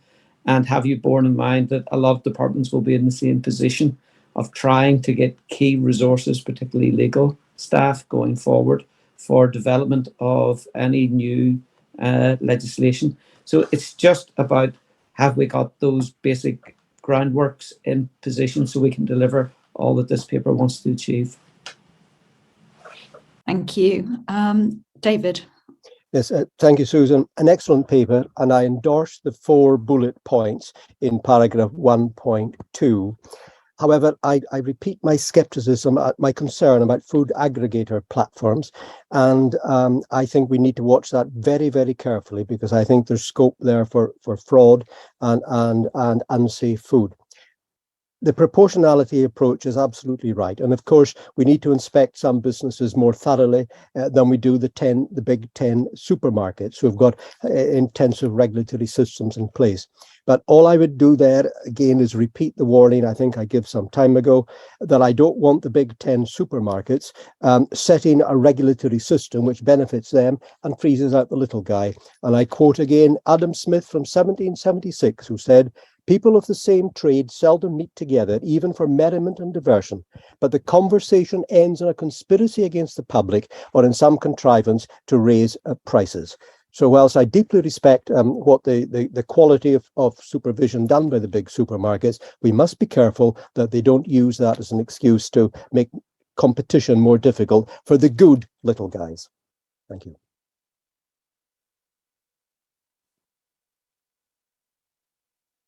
Oh, and Tim, finally. Yeah, thanks. Brilliant paper. Fully support the 4 points. I suppose I'm just thinking ahead to the actual implementation. I'd like to underscore Ruth's point around governance and accountability, because I think as we go forward and enact some of this, I think we're going to reveal areas where we want greater clarity. I think the KPIs and how they're used are going to be very important. So I'll be very interested to see and understand better how that's going to happen in practice. But I think my key point here is that, and maybe it reflects a little bit what David just said, that we could cater to the big players, and I think that's absolutely right to do so. But I think we'll need some nuance in how we operate, and I think around the smaller businesses. And I think there are two dimensions there. The first is that there is a great profusion and fluidity of smaller businesses, and some will be excellent and some will clearly not. And I think keeping track of that and giving the earned autonomy to the excellent, but also keeping scrutiny on those that are not, could be quite challenging. So I'd be interested to see how we actually operationalize around those elements. Thanks. Gosh, there's a huge amount there, and in the interest of time, I'm actually not going to come back to the exec to respond to any more of those, but I think we do need to look at this again. So what strikes me from the conversation is that there is a huge amount of support for both the new food standards model and the new food hygiene model. I'm really pleased that actually I think both of these are a really good practical demonstration of us sort of living the values and the principles that are in our strategy. You know, we're innovative, we're science and evidence led, we're risk-based and proportionate, whole raft of them. So thank you. I think that's great. What we have heard though is some little tweaks on the side. So this concern about large versus small businesses and so on. And I think if we could ask you to just give a little bit more thought about how this is going to play out with those smaller businesses. The key thing I think that's come up is around the FSA's role in this. We've talked a lot about how it will change for everyone else. What's the FSA's role?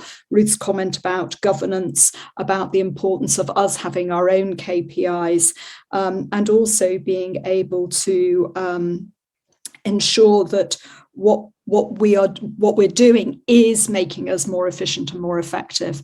And I think it would be really helpful if you could come back to us at some suitable point in time with perhaps a bit more on that, maybe at the same time as we're reviewing the KPIs for businesses and for local authorities. So the KPIs for the rest of the system, let's focus in perhaps a bit more firmly on what the FSA is doing, so that we know what we're committing ourselves to. And then I think the other thing that I think it's clear the board would like to see is a bit more detail about this voluntary charter from the delivery companies. Great to hear about that. And I think from what you said, Katie, you are absolutely on the case of using this as an opportunity to get the most out of it. But I think not necessarily at a board meeting, but I think it would just be helpful if the board were cited on that and could make any additional suggestions. that I think picks up most of them. Katie, could you remind me when you're expecting to come back to the board on this? I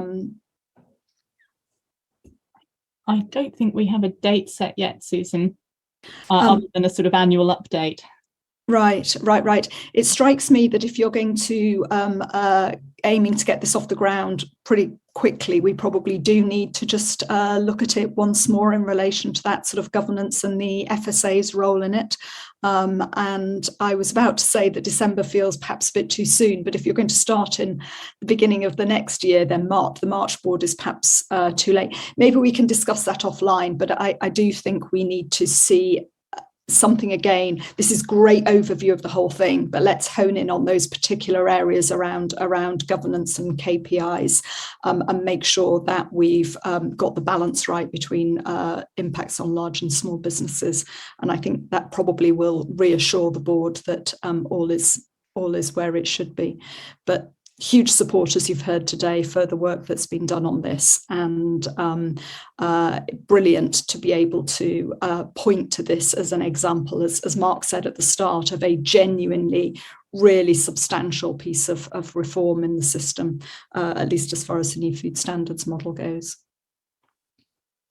I guess that coming back is also picks up Anthony's comments about resources. All of this was planned before you knew about the new bill, so it would be timely. Let's just work out when it would be best for us to do that again. It may be it could even go into the performance reporting at the business committee. Anyway, I'm not the best person to advise on that. Let's take it away, but we will bring this back to the board, either the main board or to the business committee, before this rolls out. Katie, is that fair? Is there any very, very final comments you wanted to make? First of all, I'm just checking, you're talking there about the enterprise level regulation coming back, or the whole thing? Yes. Enterprise level. And the only thing I would say, I think this point about small businesses has come through very strongly, is that when we talk about working with the big businesses, we're not talking about making a regulatory system that works for them. We're talking about using the influence they have, and that's the sense in which we mean influence on the rest of the system. So the Charter, for example, is all about influencing small businesses, actually, because what the aggregators do makes a big difference to what small businesses do, and we hear that from local authorities. So I wouldn't want anyone to feel we're not thinking about small businesses. The big businesses are in some sense a way in. Thank you. That's helpful reassurance. Tim, you've still got your hand up, and I'm assuming that's an old one, and there isn't time, even if it's a new one, I'm afraid. We're going to press on to the next item on the agenda. We've got three really big topics in this section of the board today, but huge thanks to the ABC team for all the work that's gone on there. So to change now, we're going to move on to our discussion about the public analyst laboratory system. And as we noted at the beginning, Mark Rolfe is going to step out for this item, and we will call him up when we're through. I guess we're going to be a good 5 minutes or so late, Mark. Being able to test food and feed is absolutely vital to informing our understanding of food safety and of standards and safety in the whole food chain, and also enabling us to respond to incidents. And I think we all recognise the importance of a very resilient laboratory system. There have been a number of concerns expressed about this over the years, and this paper really is presenting the options and a proposition for how we might move forward. I think it's really important that today we thoroughly sort of stress test this proposition, because it is quite an important strategic decision. Before we get into the main discussion, I know we have had one question from one of our stakeholders about this item, and if I could just ask Stephen to read that out, and then I will move to the team to introduce the paper. Stephen.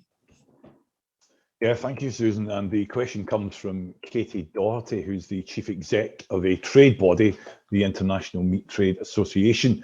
And Ms. Doherty mentions that lab capacity in the UK has been something which her association has highlighted as an area needing review for quite some time. So it welcomes the review of the UK official lab system. But she asks, how will industry needs be included in the review? For example, efficient sample turnarounds, choice of labs for different tests, and transparency about the progress of processing of samples. And that's the end of the question from Ms. Doherty. Thank you, Susan. Thank you very much, Stephen. And let me turn now to Rick. I'm sure colleagues will have read the paper, but so in the interest of time, Rick, can I just ask you to just briefly introduce the sort of key points, and then we'll open it up for discussion. Thank you. Yeah, thank you, Susan. Very, very quickly. So just to reiterate, the public analysts official labs are designated to analyse food and feed samples for chemical composition and their wider chemical contaminants and their wider composition. And those are samples sent by local authorities and port health authorities for enforcement surveillance purposes. So they're a very, very critical part of our national testing infrastructure. As the board will remember from 2019, when we presented a paper on the outline of the system, and reiterated here, the system is both complex and has many challenges. And as we see in the paper, the biggest challenge here is the overall decline in lab capacity and capability, in particular driven by a long-term decline in overall LA sample numbers, which is very much the lifeblood for these laboratories. So in this paper, we want to present a vision for how we can rebuild capabilities within the national lab system and make it more resilient and sustainable into the future.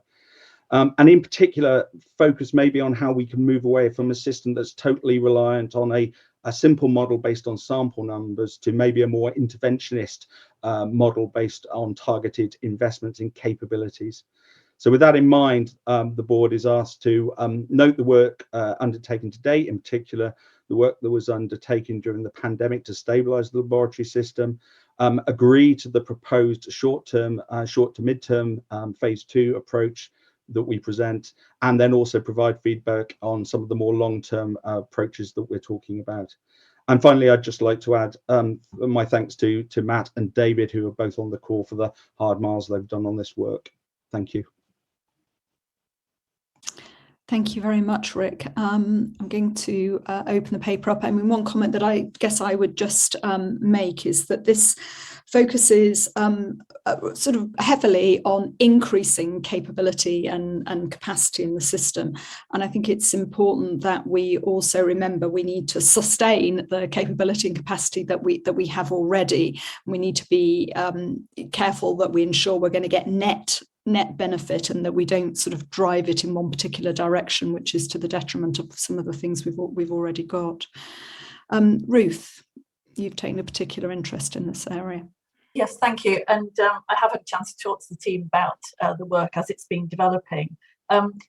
This is a crucial part of a safe food system, and so I really welcome the interest and commitment to developing capacity and capability, as you say, to sustain what we've got, but also develop and develop new techniques as we go forward. So I welcome the short-term proposals. The only thing I would ask is that we are clear on the outcomes that we're looking for from the 4 work streams. £2 million is a lot of money. Be confident that we are securing the benefits that we hope to achieve. Especially informed by, I think, paragraph 3.3, the previous programme wasn't seen as value for money and didn't achieve what people were hoping for. So I think that's a crucial part of the next step. But more importantly, the long term is where we need to be focused. And I think before really shaping into organisational structures for the future, that cross-government working is essential to get a sense of what we need across all parts of government, so we have a joined up understanding of where we're trying to get to, which will then inform the types of organisational models we need in future. I think we need to be open-minded. I don't think centralisation is the default. I think we need to really be driven by what our needs are going forward. Thank you, Ruth. Margaret. Yeah, very briefly, I was really interested to see this paper. The statistics are pretty shocking, and they raise questions about our ability to deal with multiple or major incidents where sampling is needed. Doing nothing is clearly not an option, and I think in the current economic climate we can't afford centralisation right now. So I totally support the option 4 for the next phase, which is boosting capacity in existing labs and the skills. On the longer term things, which Ruth has just touched on, early days, my instinct, like Ruth, would be to go for the cross-government solutions. I think for a slightly different reason, which is they may be more productive and cost effective, but I think in particular because they'll maintain non-routine and specialist sampling skills, which we can't lose because we may suddenly find we need them if there's an incident that we just hadn't predicted. Thank you, Margaret. And Peter?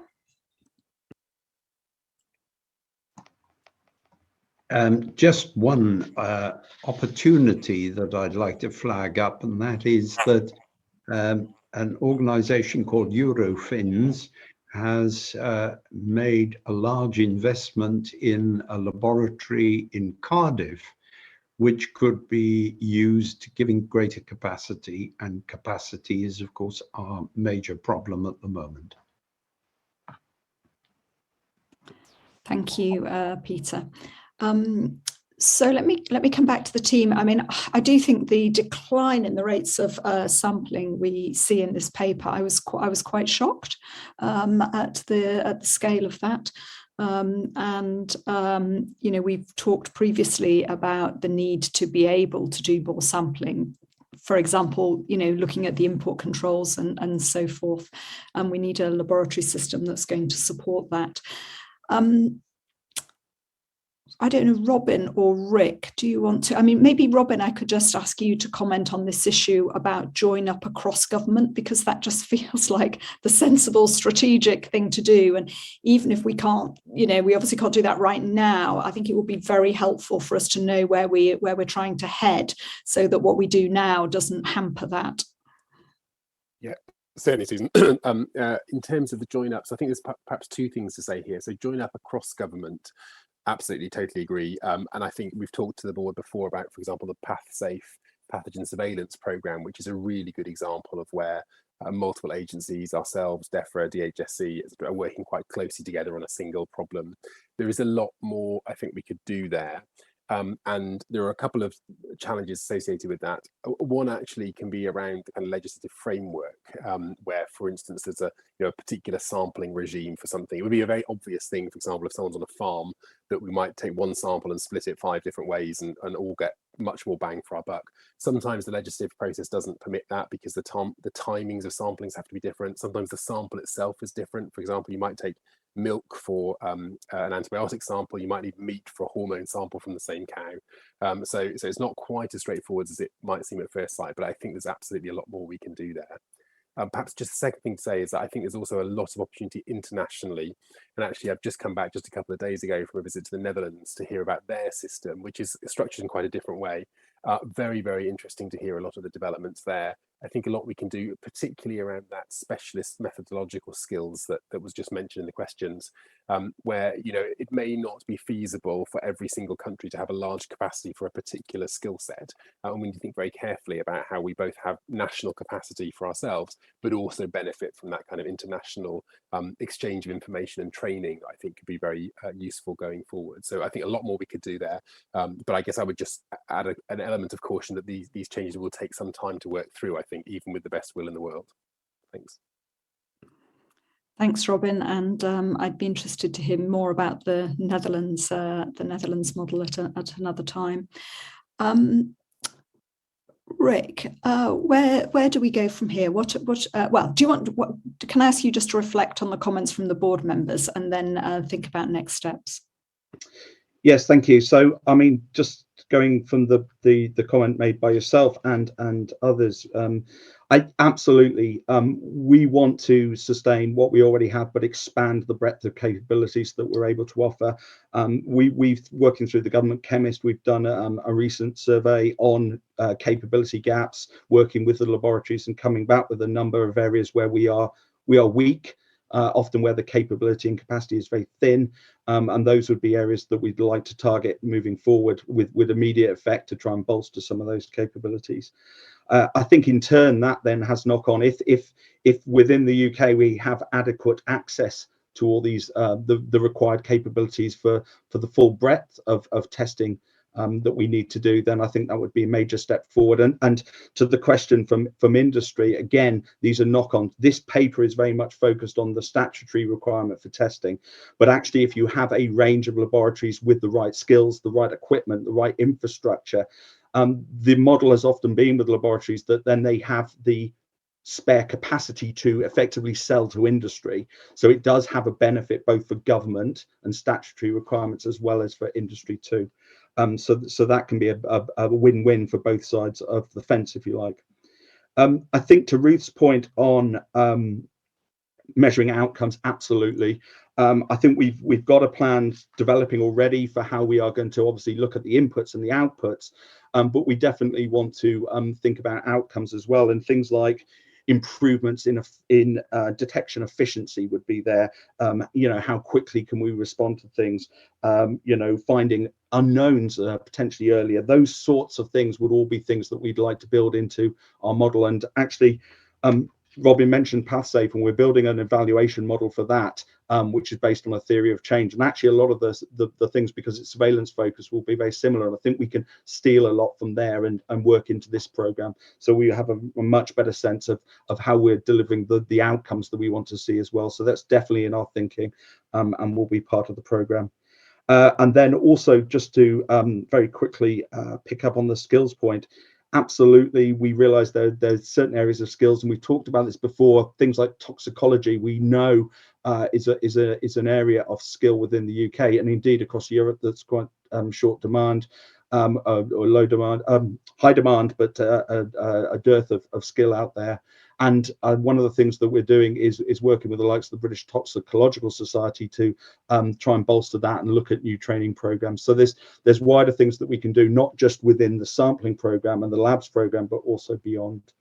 And finally, to Peter's point, thank you for flagging the opportunity with the Cardiff laboratory. And actually, one of the things we're very keen on, I think others have mentioned this, is that we want to be very much agnostic about things like ownership model, etc. with this, and we're very happy to hear that there's more onshoring of capability. I think that's one of the key things we see in the model is a better onshoring, because we know that EU exit has resulted in some problems with the system. For example, laboratory samples getting stuck at ports, being moved to European labs. So yeah, new lab capacity opening up can only be a good thing. Thank you. Great, thank you very much. I mean, this is, as I say, this is a really, really important issue, and I think, you know, thank you for all the work that's been done. And I think broadly the board are content with the short-term, medium-term approach. But I think in the long term, we really look forward to hearing more about government's wider plans around lab capacity, so that we can ensure that we're sort of embedded in that. Anything more? Any Ruth, was there any particular points that you want to come back to the board sort of, you know, in the short term, or shall we just wait for the next scheduled update? I think I'm reassured that work's going on to look at outputs and outcomes. So I think we'll want to look at it in terms of the delivery part of it as the next look at this. So perhaps through our business committee. But I'll leave that to you as to which part of the board it comes to. But I think just to see progress in the short to medium term would be really helpful. Great, that's a good suggestion that we look at this at business committee. Thank you. Great. So Rick, sorry, we've gone over that relatively quickly for an important topic, but thank you very much for all the work that you and the team have been doing. And we'll move on to the next item. So one more very substantive item before we have another short break, and this relates to the food hypersensitivity programme. Before we begin this item, I would really want to extend our sympathies to the family of Celia Marsh, who died in 2017 after eating a flatbread which was contaminated with milk. You may have seen some of the reports in the media recently. The inquest concluded late last week, and we will of course be looking very carefully at the coroner's findings to see where further action can be taken by the FSA to reduce the risk of similar incidents occurring in the future.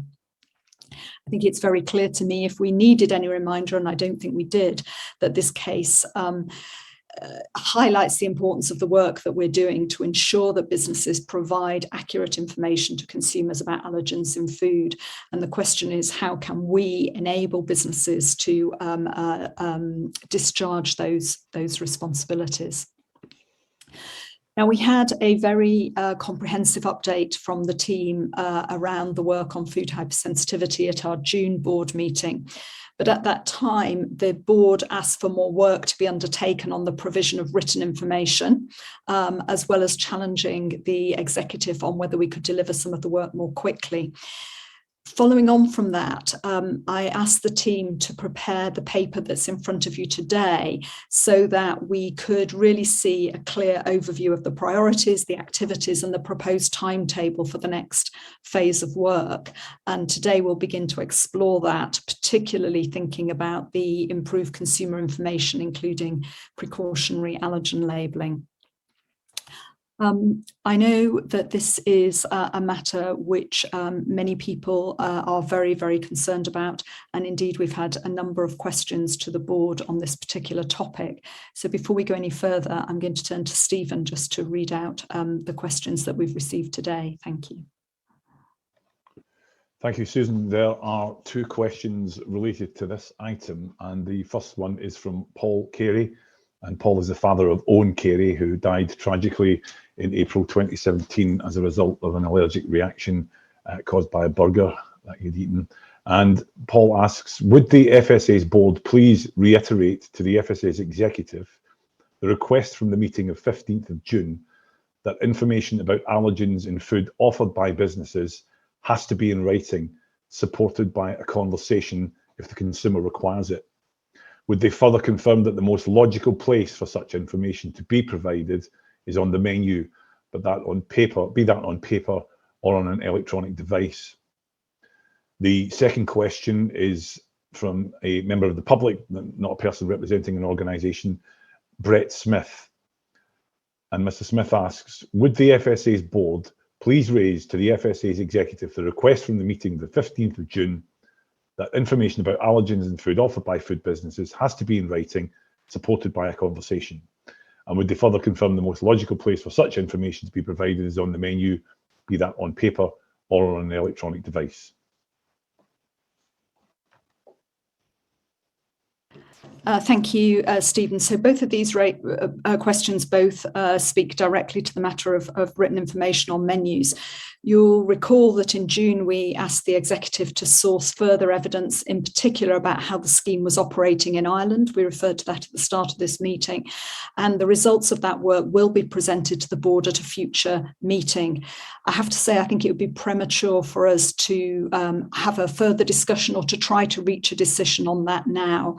So I want to specifically defer those questions and that wider consideration of how we provide information to consumers in out-of-home settings to a later meeting when we've had chance to see the full body of evidence.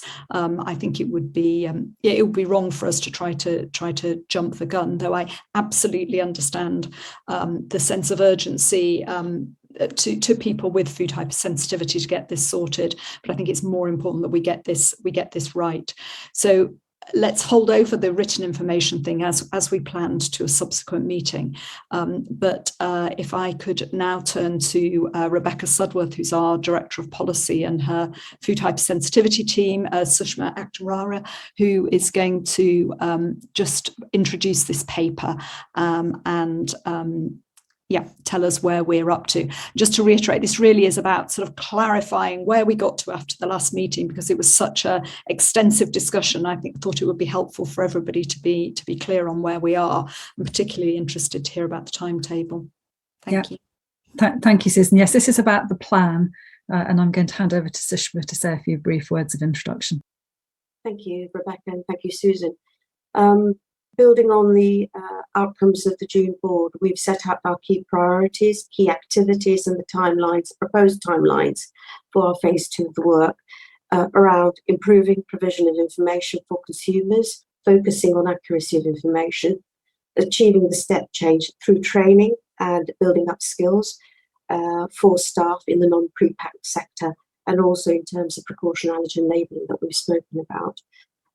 In terms of the work that we've indicated in the paper, there are some quick areas of work which we have begun and will be beginning around standardisation of information, whilst we continue to undertake further research in terms of the potential for written information, accurate information.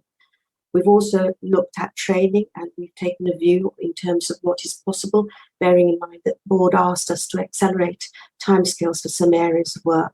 And we think that the training package limited to one particular area, which is level 1 training, would be more sensible for us to undertake at this point in time. We haven't discounted written allergen information. We're undertaking further research, which is set out in the paper, detailing the aspects where we are gathering evidence to fill in the gaps that we need for our future consideration. And for precaution allergen labelling, we've indicated some immediate research work plus some practical steps that we intend to take around technical guidance.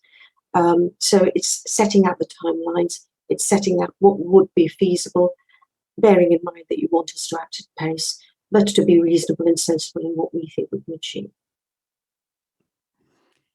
Thank you, Sushma, and I'm going to immediately open this up to colleagues, really to see whether you're content with this sort of proposition as it now stands for this work plan. Margaret. Thank you very much. Thank you, Susan, for pointing out that this is one of the food safety areas which really is a life and death issue. Looking at the 3 priorities, totally appreciative of the work and passion that you'll put into it. I really welcome the work on compliance by the online food suppliers. You point out the importance of written information there. It's improving, still not there, and so glad you're on that. And also on helping businesses to better train staff. I think the written word is not just about menus, and so absolutely accept, Susan, we're not discussing what goes on menus at the moment, but with priority 1, the research shows that people with allergens place most important in written information in any circumstances, whether it's on the back of a tin or their online platform. So I think it might be helpful to put the word written in the title for priority 1, so that we're clear that priority focus on the accuracy of information includes written information. So priority focus on the accuracy of written and other information might be a better way of putting it, because I think written is always going to be more accurate than the spoken word. So I have just a little bit of anxiety about the direction of travel that's portrayed in the paper here. And then on priority 3, on precautionary allergen labelling, again, great that we're pushing ahead with this. Research shows that may contain means nothing, but if you explain why it may contain an allergen, then people with allergens will take it seriously and not see it as legal back covering. So I wondered if in 3.19 you would consider adding to that guidance that the reason for the precautionary label should be added. As I say, if you say may contain nuts, it's meaningless. If you say it looks like legal back covering, if you say may contain nuts because it's made this product is made in a factory that handles nuts, it has much more weight. And then one final comment, and it's my slight caution, just sort of being cautious about the emphasis on thresholds, because these vary from person to person. And only this week, as you raised, Susan, at the inquest of Celia Marsh, who very sadly died because of this undeclared milk, the coroner has said she will be writing to the FSA, saying that there is no safe level and also calling for better labelling. So building on that, I just raised that. Thank you, Margaret. Peter. The Welsh Food Advisory Committee has taken a particular interest in this topic, and although broadly supportive of the paper, one of the things that the committee has given great attention to is the limitation of 14 listed allergens. And we heard evidence from 2 families where people suffered significant harm outside the list of the 14. And we wonder what sort of plans there are for more research and development to include more foods outside the current list of the 14.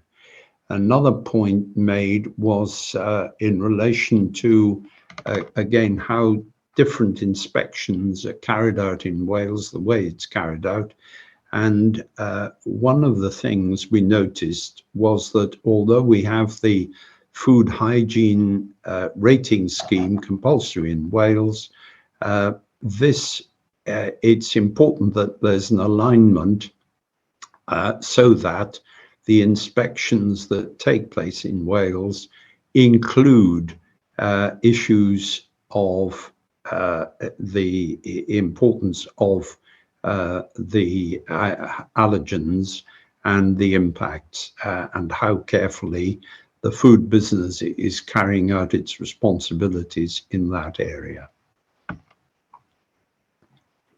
Thank you, Peter. Judith. Hey, thanks, Susan. Just picking up, I know we're not discussing the written information yet, but I would just want to pick up in terms of supporting businesses to make sure that they have the correct information to provide that. Is there enough scoping work going on throughout the supply chain? So I'm thinking about online businesses or large caterers that are perhaps using online systems like facilities management, where they're using perhaps data sheets from manufacturers.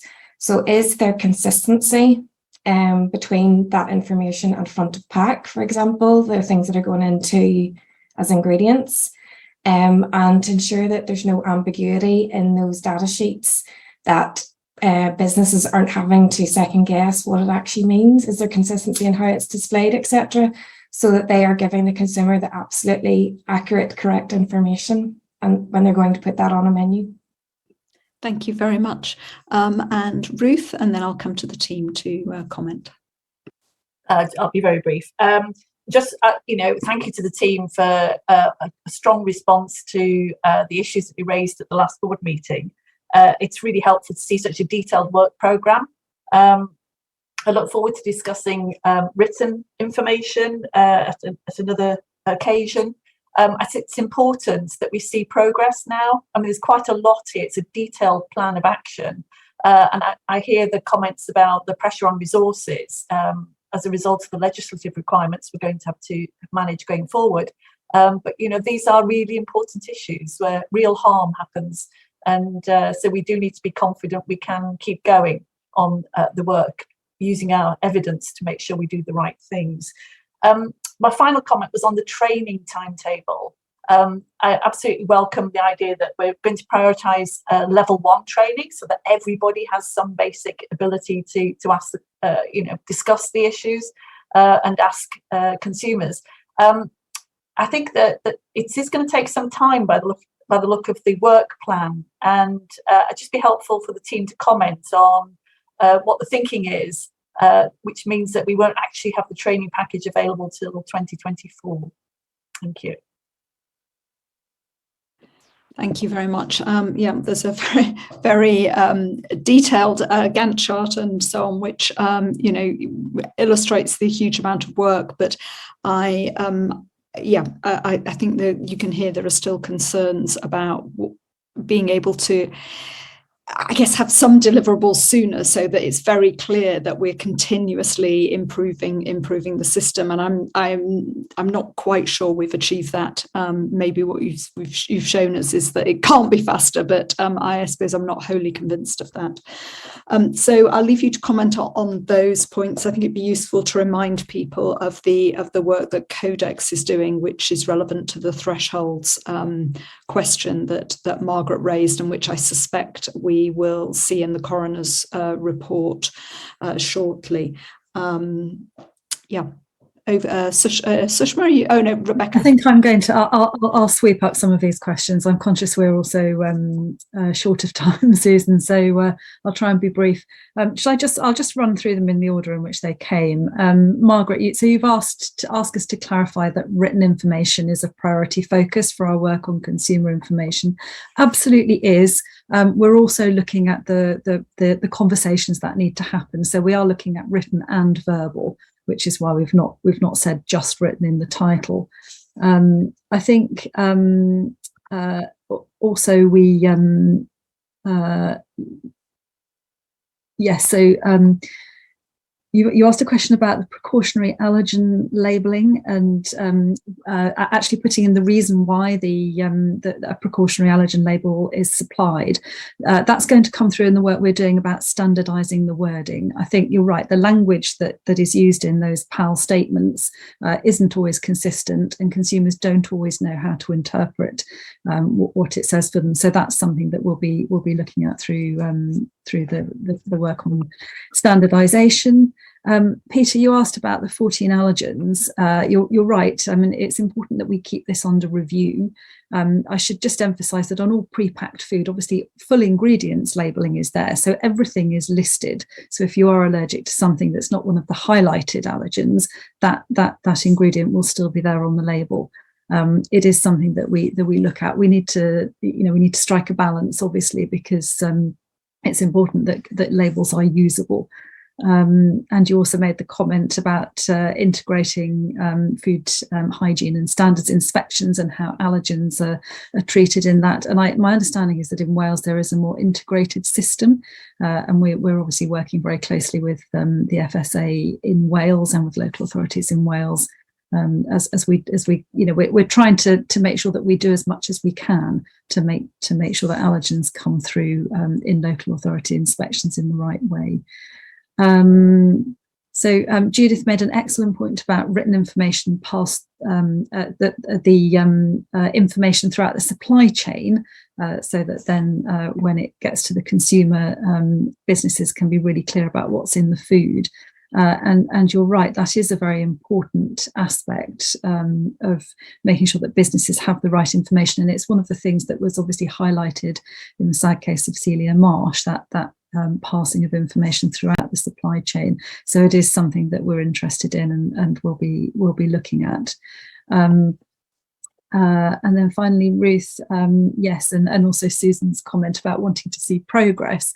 So we did hear loudly and clearly that training is a priority, and we wanted to bring forward some of the work and make sure that we could get level 1 done as quickly as possible. I should emphasise, if you remember the discussions we had about this, what we want to do is we want to try we want to see if we can have real impact with this training. We want to make sure that it's going to be innovative and tailored to the different audiences that we need to reach here. We don't develop these training packages ourselves. We'll be working with external suppliers. We'll want to test this with businesses and with the users. It can take some time, and I think there is a trade-off there between doing something more quickly, perhaps more straightforward, but perhaps with less opportunity to really test something that will have maximum impact, and taking a bit of time to get this right.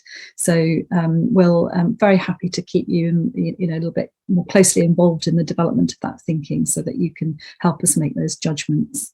And then finally, I just wanted to come back to Ruth's point about pressure on resources and the review of retained EU law. Obviously, this whole area of labelling and consumer information is one of those areas where, going back to the discussion at the beginning, we want to make sure that the public health outcomes and the consumer protection aspects are retained and protected. We'll want to work very hard to do that. Capacity for reform in this area may therefore be, it may be more limited than it would otherwise have been. So we do need to bear that in mind. And obviously public health does remain and consumer safety remains our priority. So I'll stop there. And Susan, does that cover all of the things that that you noted? It covers all of the points. I mean, you know, it's a bit of a holding position, I suppose, but I think it's been very helpful for the board to you know, look again at what the plan is. It is hugely detailed. This will be coming back again either in December or potentially, given actually how much is we're going to have to discuss in December around the retained EU law. I think it's possible we may end up moving this. I know this is me moving the timeline, but it's possible that it may be March before we are able to get to the written information on menus item. But let's see how it goes. I think that also hinges on when your evidence gathering is complete.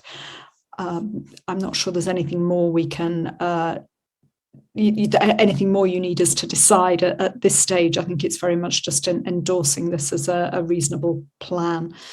Rebecca, did you want to just come back on something? Just wanted to add that we'll also be, I think, resuming the regular reporting to the business committee, because that will be a way for the board to keep in touch on progress on what you've acknowledged is actually a very full programme of work. And I know the board, you know, will want to see how we're doing against those milestones. That would be very helpful. Yes, if we just now you've set yourself a timetable, we can monitor adherence to it, and that will come to the business committee. But the item on written information, we need to find a slot for in the main board. As I say, if that's not possible in December, we must definitely do that in March. Great, thank you very much indeed, and apologies to everyone that we are overrunning just a little bit, but I hope we'll be able to get back on track and finish on time. We will take a short break now and come back again at 11:55. Thank you. Welcome back, everybody, and into the final and relatively short session of today's board meeting. And in this section of the agenda, we're going to be considering a number of papers which are primarily for information from some of the committees which report into the board. We're going to start with the annual report from the chair of the Audit and Risk Assurance Committee, ARAC. I should note that Colm McKenna, who has chaired this committee very ably for many years, reached the end of his term of office, and we have a new chair, which is Timothy Riley. And Tim is going to present this paper today, but important to note that this was drafted by Colm before he left. I'm hugely indebted, as is the whole board, to the work that ARAC do.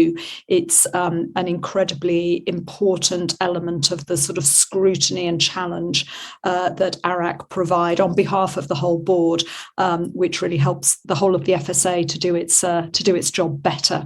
And very helpful for us to have this, well, important for us to have this update, just so we are all in touch with what ARAC is doing on our behalf and to bring forward any specific decisions. So Tim, let me hand over to you. Thank you. Thank you, Susan, and thank you for just recapping the changeover in responsibilities. My thanks to Colm, because obviously I've sat on the ARAC committee now for nearly 2 years. And fantastic job and big shoes to fill. So the report's before you. I won't waste time by going through in detail what's already written that people will have had the opportunity to see. This is a retrospective report and describes the previous year.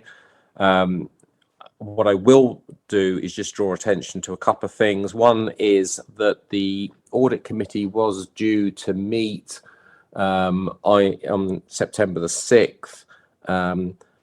But one of the issues which is relevant to what's described in the report is that we are awaiting the valuation around the local government pension scheme valuation. Critics might say, well, this happened last year and it's happened again this year, but very much out with our immediate responsibility in terms of what we can do. But it's right that it should be highlighted to the board, and the ARAC will be meeting now on the 18th of October, and hopefully that will, with the required information, will allow us to get sign off of the accounts. So I'd be happy to take what questions I'm able to answer. I will just highlight though that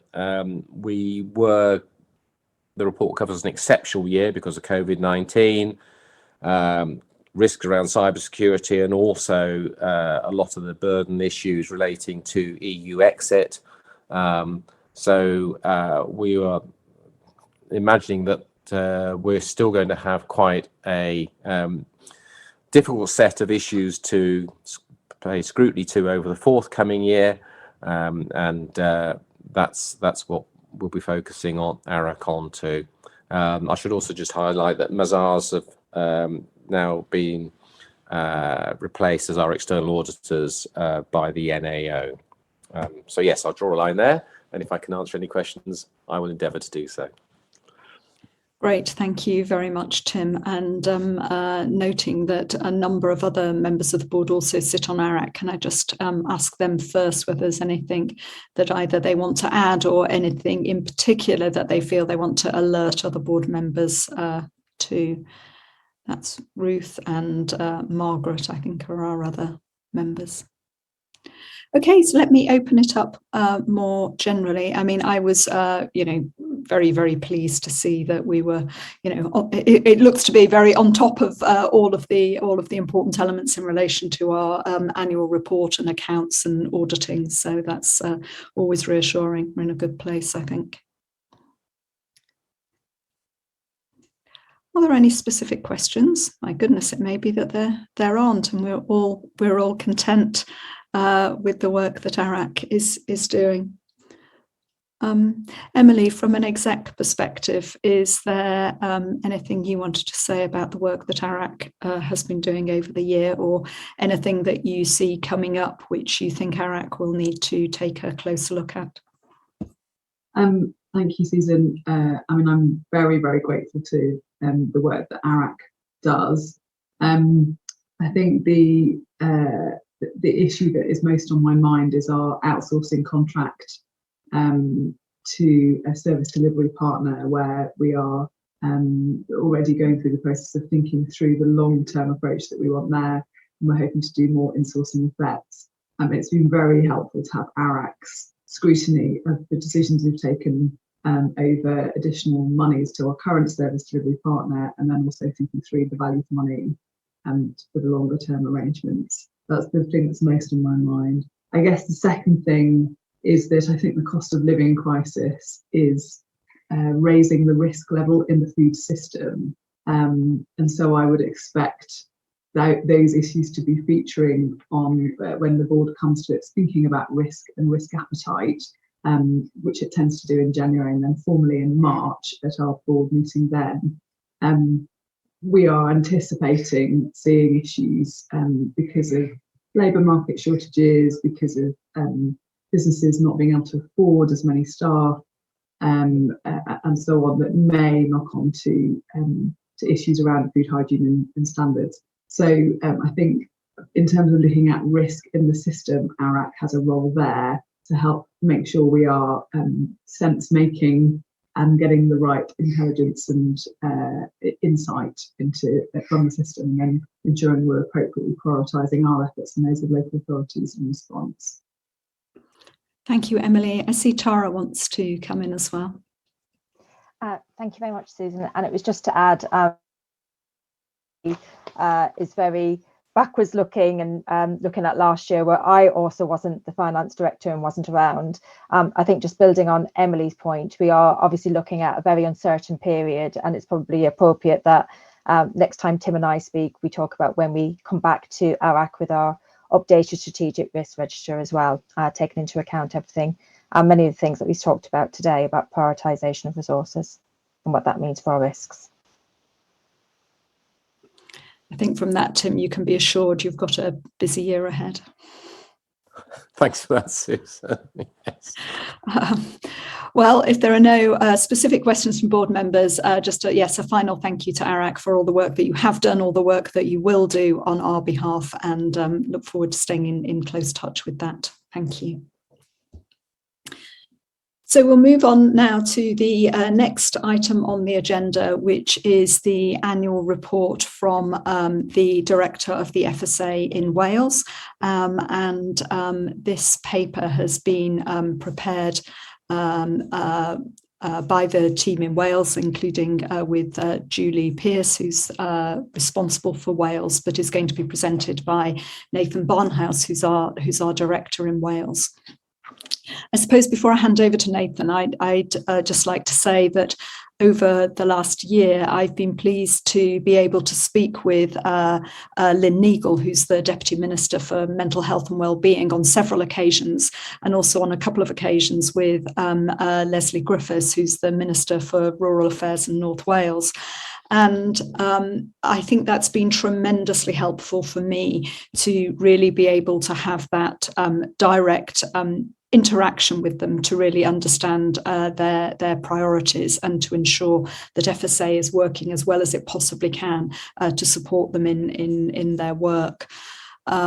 We've talked about a whole number of issues, particularly at this earlier in sort of March, April time, on the supply chain issues as a result of the war in Ukraine.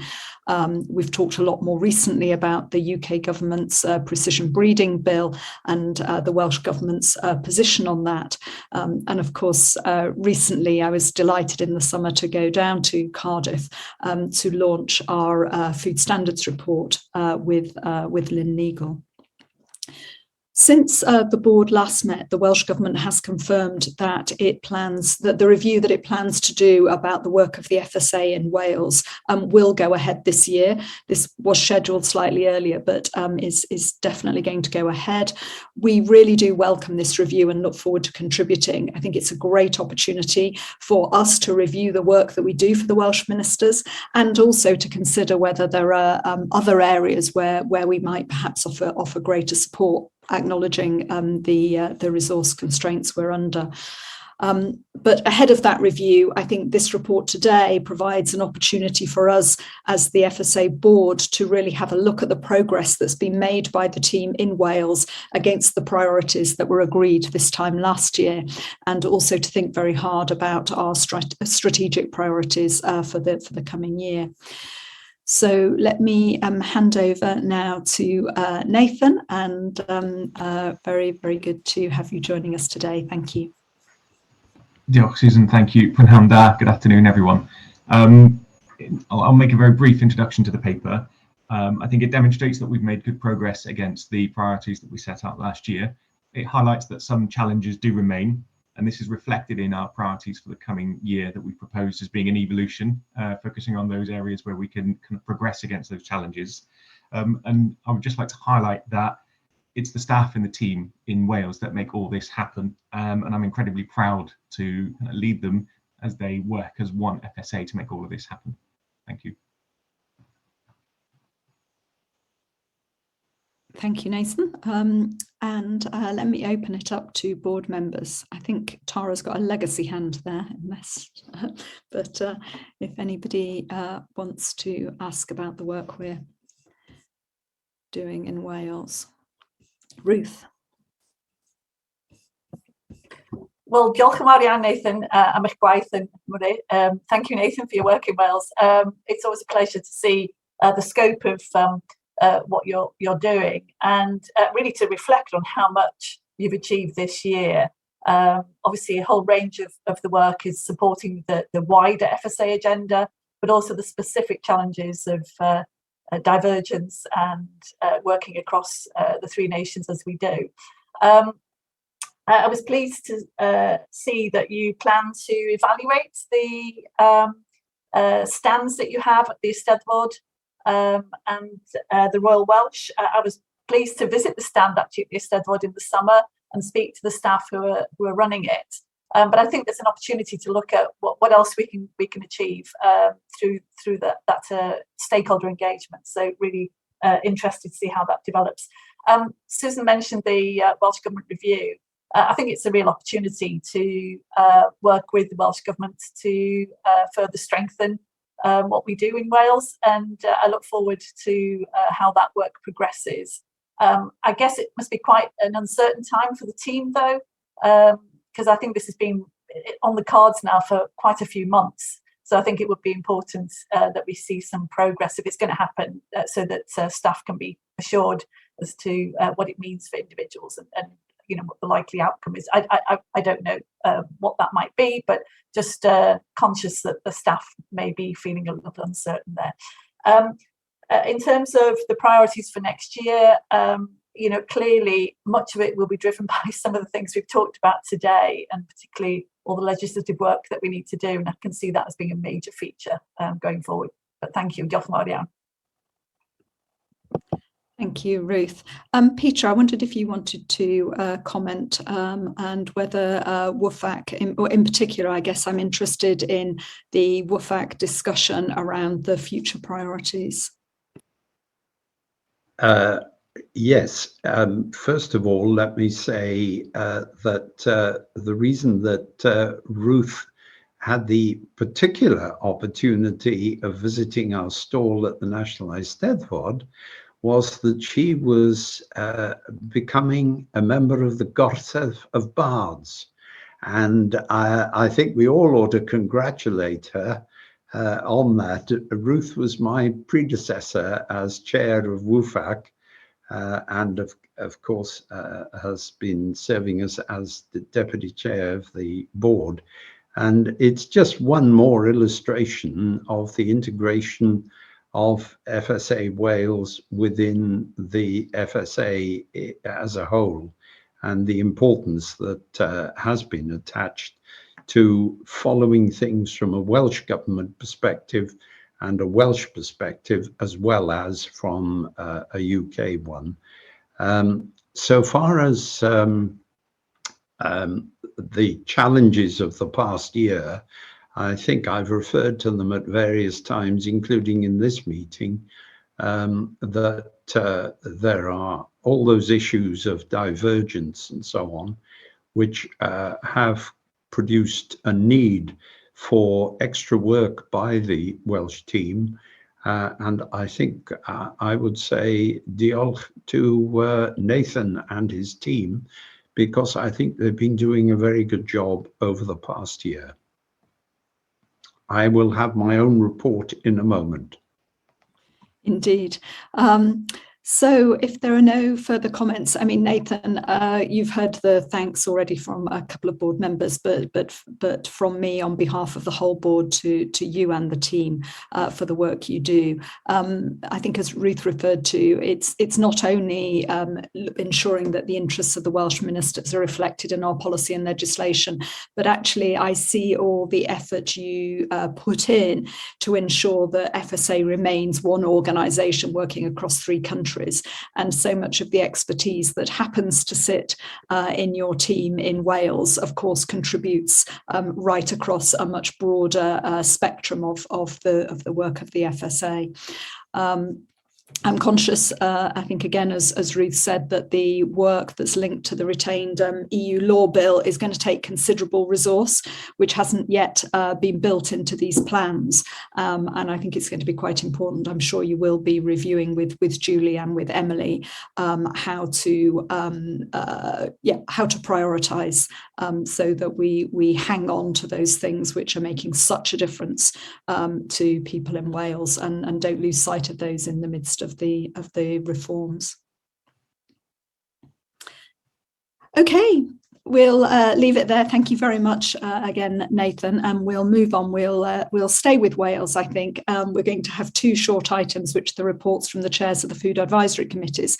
So let's start with Peter. We've already heard a number of times during the course of this meeting some comments on specific papers, but it would be very helpful to hear a more general view from your group in Wales. Peter, thank you.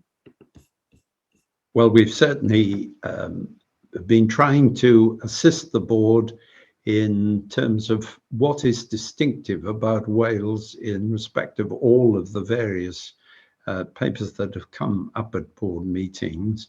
But we've also been trying to explore in our meetings in depth some of the aspects which affect Wales. And the purpose of my report today was really to reflect what's been going on in WFAC since I last reported a few months ago.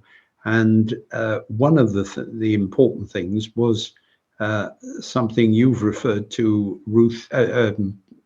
Susan, already, in your coming to Cardiff to present at the Senedd the FSA annual review of food standards.